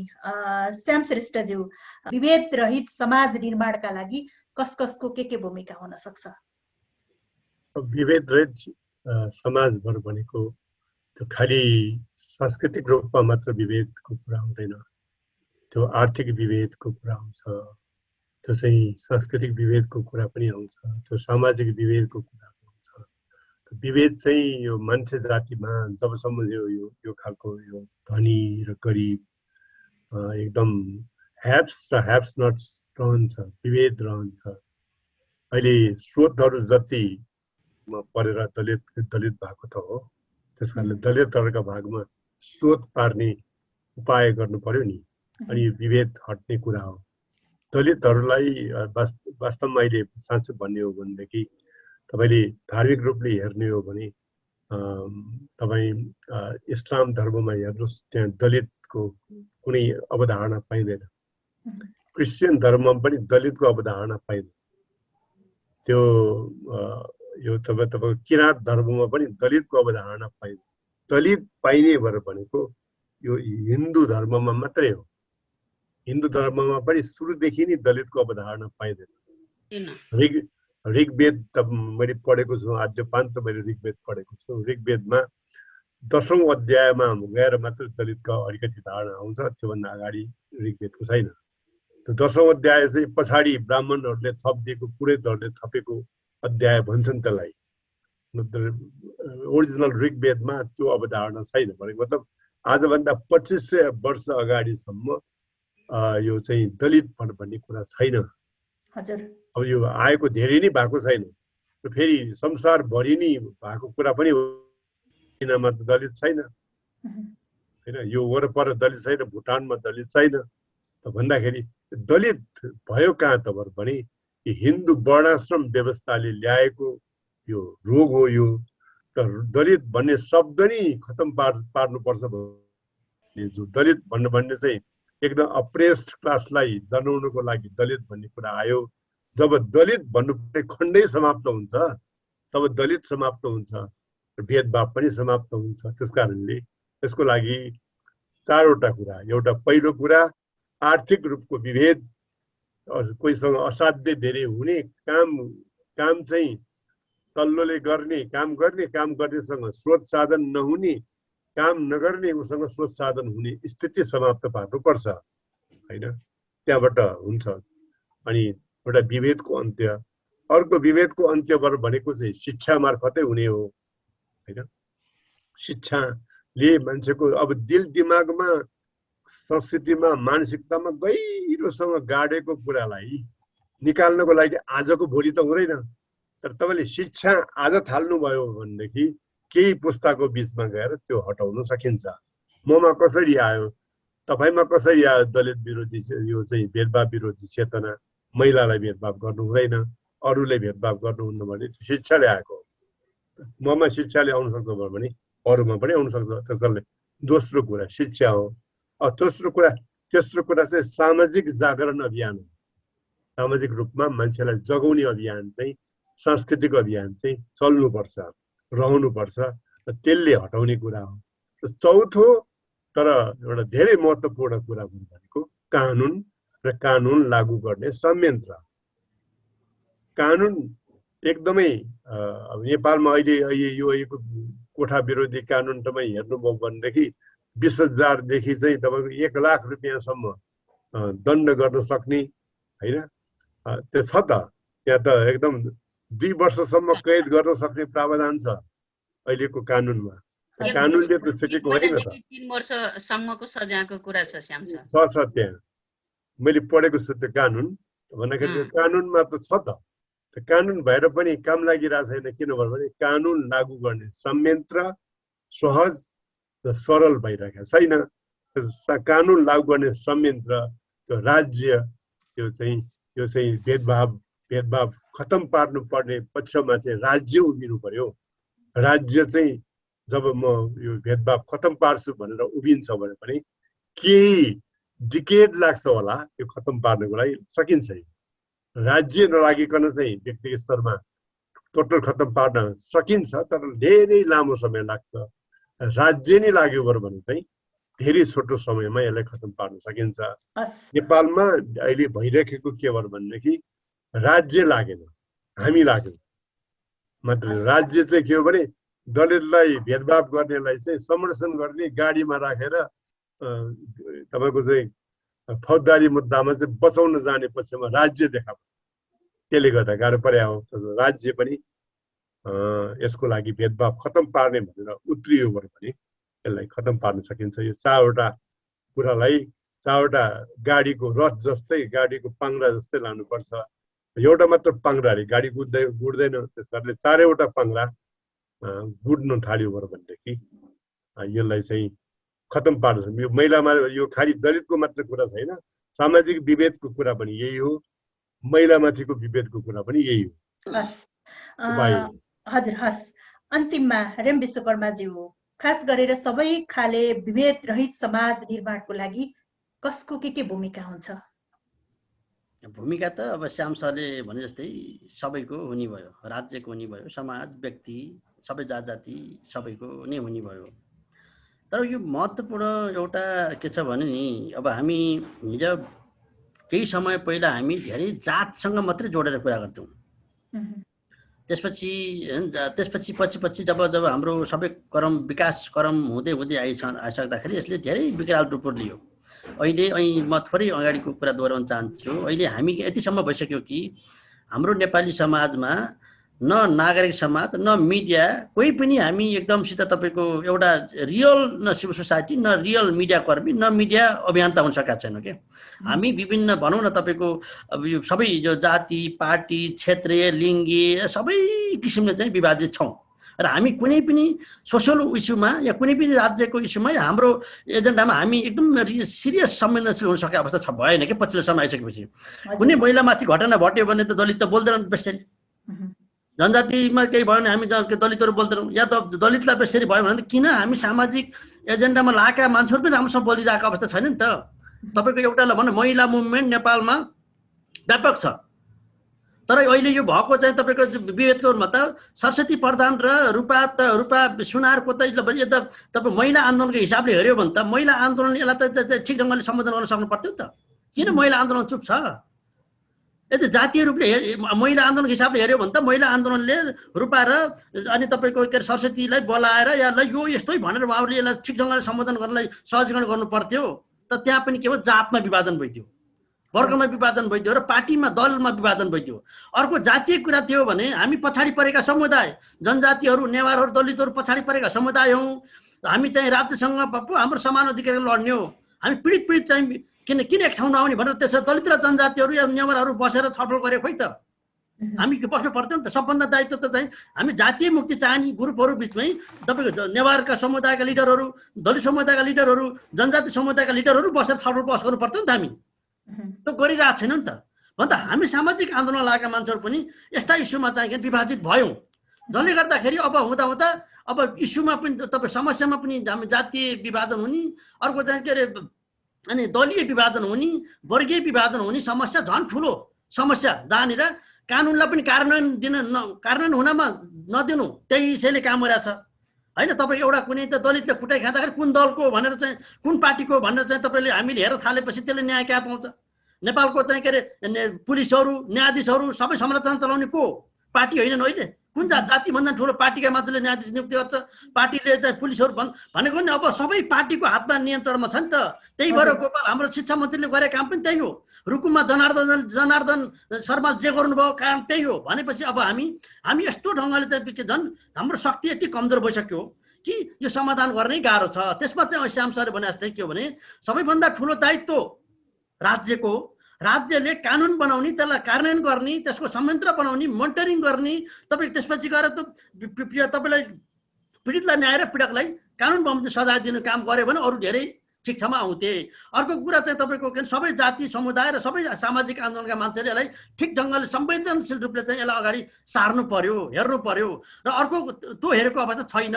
र अर्को अहिले पछिल्लो नयाँ जेनेरेसन झन् खतरा भयो। पहिलो पुरानो जेनेरेसन त बरु अशिक्षित, नजान्ने, परम्परागतवादी भनेर हामीले चाहिँ छुट दिएका थियौँ। अहिले यो जो नयाँ जेनेरेसन छ ककटेल, म त ककटेल जेनेरेसन भन्छु, आधा आधुनिक आधा परम्परावादी। न यसले चाहिँ न पुरै परिवर्तनलाई पनि स्वीकार्न सक्दैन, पुरै चाहिँ परम्परालाई पनि स्वीकार्न सक्दैन। अनि बाहिर फरुममा आउँदाखेरि पुरै हामी त कहाँ दलितलाई मान्छौँ र? म त सँगै हिँडेको छु, सँगै खाएको छु, मेरो साथी छ, मेरो घरमा पनि ल्याएको छु, मेरो घरमा पनि यस्ता कुरा गर्ने। तर ठिक ठाउँमा पर्दाखेरि आवाजै नउठाउने भन्दा यस्ता खाले जुन अति माथि जुन चिन्तन छन् यो पनि अर्को समस्या छ। त्यसले गर्दाखेरि के हो भने अब झन् यो नयाँ जेनेरेसनलाई श्याम श्रेष्ठ जति बुझ्नुहुन्छ या शर्मिला श्रेष्ठ जति बुझ्नुहुन्छ, अहिलेको नयाँ जेनेरेसन झन् नबुझ्ने भयो। यो जेनेरेसन झन् अति चाहिँ यसले झन् हो यो छुवाछुतलाई कारण अहिले पछिल्लो समय अति डिबेटमा आएको छ, यसले झन् अति रञ्जित बनाउने काम पनि गरिरहेका छन्। त्यसले गर्दाखेरि के हो भने अब चाहिँ हामीले नयाँ जेनेरेसनलाई जाति व्यवस्थादेखि लिएर यो सबै खाले संरचना र सबै चिजमा चाहिँ राम्रोसँग चाहिँ यो पहिचान के हो कि होइन के हो भन्ने कुरामा राम्रोसँग सिकाउन सकिएन भने भविष्यको समाज चाहिँ राम्रो बनाउने हो र भविष्यको समाज राम्रो बनाउनलाई चाहिँ यो नयाँ पुस्ताप्रति हामी बढी चाहिँ जानु जरुरी छ। र अर्को कुरा चाहिँ राज्य सबभन्दा ठुलो कुरा त राज्यले न्याय दिने काम गर्ने हो, राजनीतिक पार्टीले त्यसलाई सहजीकरण गर्ने हो, तर हस्तक्षेप गर्ने र त्यसलाई चाहिँ ठुलो प्रोपोगन्डा बनाउने के अरे दलीयकरण बनाएर त्यसलाई चाहिँ न्याय पाउने नाममा झन् अर्को चाहिँ के अरे पीडा दिने काममा राजनीतिक पार्टीले काम गर्नुहुन्न भन्ने हो। र राजनीतिक पार्टी, सरकार, समाज र शिक्षित समुदाय चाहिँ नागरिक समाज सबैजना चाहिँ ठिक ढङ्गले अगाडि बढ्न सक्यो भने सबै प्रकारका विभेद अन्त्य गर्न चाहिँ सहयोग पुर्याउँछ। र अर्को कुरा मेरो एउटा अन्तिम अनुरोध के हो भने कमसेकम सामाजिक आन्दोलनमा लागेका मान्छेहरू सामाजिक एजेन्डामा कमसेकम सबैजना एक ठाउँ उठो भन्ने हो। र म फेरि एकपटक के भन्न चाहन्छु भने यदि नेपालमा महिला आन्दोलन, दलित आन्दोलन, जनजाति आन्दोलन छन् भने ल महिला आन्दोलनको हिसाबले रूपा र सरस्वतीलाई महिला आन्दोलनले ठिक ढङ्गले सम्बोधन गर्न सकोस्। जातीय हिसाबले हेर्ने हो भने तपाईँको के अरे जनजाति र नेवार समुदायका दलित समुदायका नेताहरू बसेर यो सम्बन्धमा छलफल गर्नु परेन? किन हामीले राजनीतिक पार्टीलाई हस्तान्तरण गर्नु? हजुर म एकैछिन यही रोक्छु, म एकैछिन यही रोक्छु। आखिरी अब अघि श्याम श्रेष्ठ सरले पनि जोड्नु भएको छ, हामीले लागिरहेका छौँ, गरिरहेका छौँ भन्नुभएको छ। अब शर्मिला श्रेष्ठजी पनि महिलाको अधिकारको निम्ति पनि लड्दै आउनु भएको छ र दलित समुदायको अधिकारको निम्ति यहाँ पनि निरन्तर लड्दै आउनु भएको छ। अब यो मुद्दालाई कसरी टुङ्गोमा पुर्याउनुहुन्छ? आखिर तपाईँहरू तिनैजना यसमा यही हुनुहुन्छ होइन? यो मुद्दा अब कसरी जान सक्छ र यहाँहरूको भूमिका अब कस्तो हुन्छ? होइन म के भन्न चाहन्छु भने यदि त्यस्तो हुन्छ भने हाम्रो महिला आन्दोलनका साथीहरूलाई या तपाईँको जनजाति या दलित अरूलाई परेन बोलाएर हामी सामूहिक रूपमा बैठक बसेर हामी यो होल मुभमेन्ट चाहिँ भन्ने एउटा विज्ञप्ति नै जारी गर्ने, दलित, महिला, जनजाति या नेवार समुदायका मान्छेले बसेर यो विशुद्ध कोठा भाडा लिने र दिने सवालको कुरा हो। अन्यायमा जातीय छुवाछुतका आधारमा चाहिँ अन्याय गरियो, कानुनी बमोजिमले सजाय पाउनुपर्छ, तर यो कुनै जातीय भड्काव, यो कसैको संस्कार, कसैको चाहिँ संरचना, कसैको चाहिँ भाषाभाषी भत्काउने काम होइन। यसले चाहिँ भनेर एउटा राम्रो चाहिँ के सौहार्दपूर्ण तरिका चाहिँ हामी संयुक्त रूपमा चाहिँ विज्ञप्ति जारी र मासलाई चाहिँ हामीले कन्ट्रोल गर्न सक्छौँ, मासमा ठिक किसिमको चाहिँ चेतना निर्माण गर्न सक्छौँ, मासमा चाहिँ ठिक किसिमको जानकारी पहिचान गर्न सक्छौँ। त्यो काम चाहिँ हामीले गर्न जरुरी छ। र म खास त्यस्तो हुन्छ भने श्याम सरलाई चाहिँ म यो गर्न पनि अनुरोध गर्न चाहन्छु। हजुर मैले त आफूले बुताले भ्याएको कुराहरू लेख्ने बोले यो अहिले हामीलाई अलिकति रोकेको चाहिँ यो कोभिड-19 को उसले पनि रोकेको हो। सक्रिय हुनुको लागि बाहिर जानुपर्छ, सक्रिय हुनुको लागि तपाईँले बुक लेखेर आएर मात्र हुँदैन, बाहिर जानको लागि कोभिड-19 ले दिइरहेको छैन, अहिले समस्या परेको त्यो कुराले हो। त्यस कारणले हामीहरूले अनि लेखेर बोलेर फोन गरेर त्यसमा भर पर्नु परेको छ। अहिले यो सवाललाई टुङ्गोमा पुर्याउन यहाँले पनि बोल्दै आइरहेको छु त भन्नुभएको छ। अब यहाँहरू तिनैजना नेतृत्वदायी भूमिकामा पनि हुनुहुन्छ, यहाँहरूले चाहनुभयो भने गर्न पनि सक्नुहुन्छ। त्यसैले तपाईँहरूले चाहिँ यो मुद्दालाई अझै संयमित तरिकाले टुङ्गोमा पुर्याउन तपाईँले के गर्नुहुन्छ भन्न खोजेको? होइन, मैले चाहँदैमा म दलहरूलाई सर्लक्क ल्याउन सक्छु र सक्दैन नि। मैले के गर्न सक्छु भने नागरिक आन्दोलनलाई म क्रियाशील पार्न सक्छु। हजुर त्यसो म सक्छु। मैले त्यो गरि पनि राखेको छु फेरि होइन। त्यहाँ चाहिँ यो छलफल गर्नु पर्यो, यो बारे चाहिँ भूमिका खेल्नु पर्यो। यो नेवार भर्सस उसको लडाइँ हुन लाग्यो, यो यस्तो लडाइँ हुन दिनु हुँदैन, यो रोक्नुपर्छ भनेर भन्ने कुरा पनि हो। र अनि त्यहाँ पछाडि मैले अनि बुताले भ्याएको के त भने मिडिया मार्फत बोलेर उ गरेर नेवार समुदायका जति आन्दोलनकारी हो तिनीहरूलाई सम्बोधन हुने गरी कुराहरू राखेर त्यो मैले गर्ने हो होइन। त्यो त्यति त म गर्न सकौँला। मैले अहिले खेल्न सक्ने भूमिकामा चाहिँ मैले कुनै कसर बाँकी राख्छु भन्ने चाहिँ मलाई लाग्दैन। सकेको कुरा गरौँला पनि होइन। हजुर हस्, मैले शर्मिला श्रेष्ठजीको यही सवालमा प्रतिक्रिया लिए। हजुर एकदमै राम्रो प्रश्न गर्नु भएको छ सीताजीले। दलित र नन दलित बिचको कन्फ्लिक्ट पनि होइन यो विषय, यो साझा सवाल हो। न्यायिक समाज निर्माणको लागि नभई नहुने एउटा इस्यु हो। यो साझा सवाल हो। यसलाई साझा सवालकै रूपमा देशले र हरेक सङ्घ संस्थाले सम्बोधन गर्नुपर्छ। कुनै पनि भेदभाव बिना सवालमा पनि भेदभाव हुनुहुन्न भन्छु म जहिले पनि। हामीमा चाहिँ सवालमा भेदभाव गर्ने टेन्डेन्सी हामीमा छ, त्यही कारणले त्यो सवालमा पनि भेदभाव हुनुहुन्न। र कानुन र न्यायको क्षेत्रमा म अनवरत रूपमा लामो समयदेखि सार्वजनिक सवालको विषयको माध्यमबाट पनि लागिराखेका छु, न्याय दिलाउनको लागि राखेका छु। यो चाहिँ मेरो पेसनको एरिया पनि हो होइन, हामीले गर्दै आएको छु। सामाजिक विषयका साथसाथै यो कानुन र न्यायसँग पनि जोडिएको विषय भएको कारणले गर्दाखेरि त्यो मेकानिजम चाहिँ सक्रिय हुनुपर्छ। न्याय र कानुनको क्षेत्रमा म सधैँ लागिरहेको विषय हो र न्याय दिलाउनु पर्ने ठाउँमा म आफ्नो बुद्धि विवेक, म आफ्नो एक्सपर्टिज युज गर्ने चिज हो, गरिराखेको छु र गर्न पनि सकिन्छ।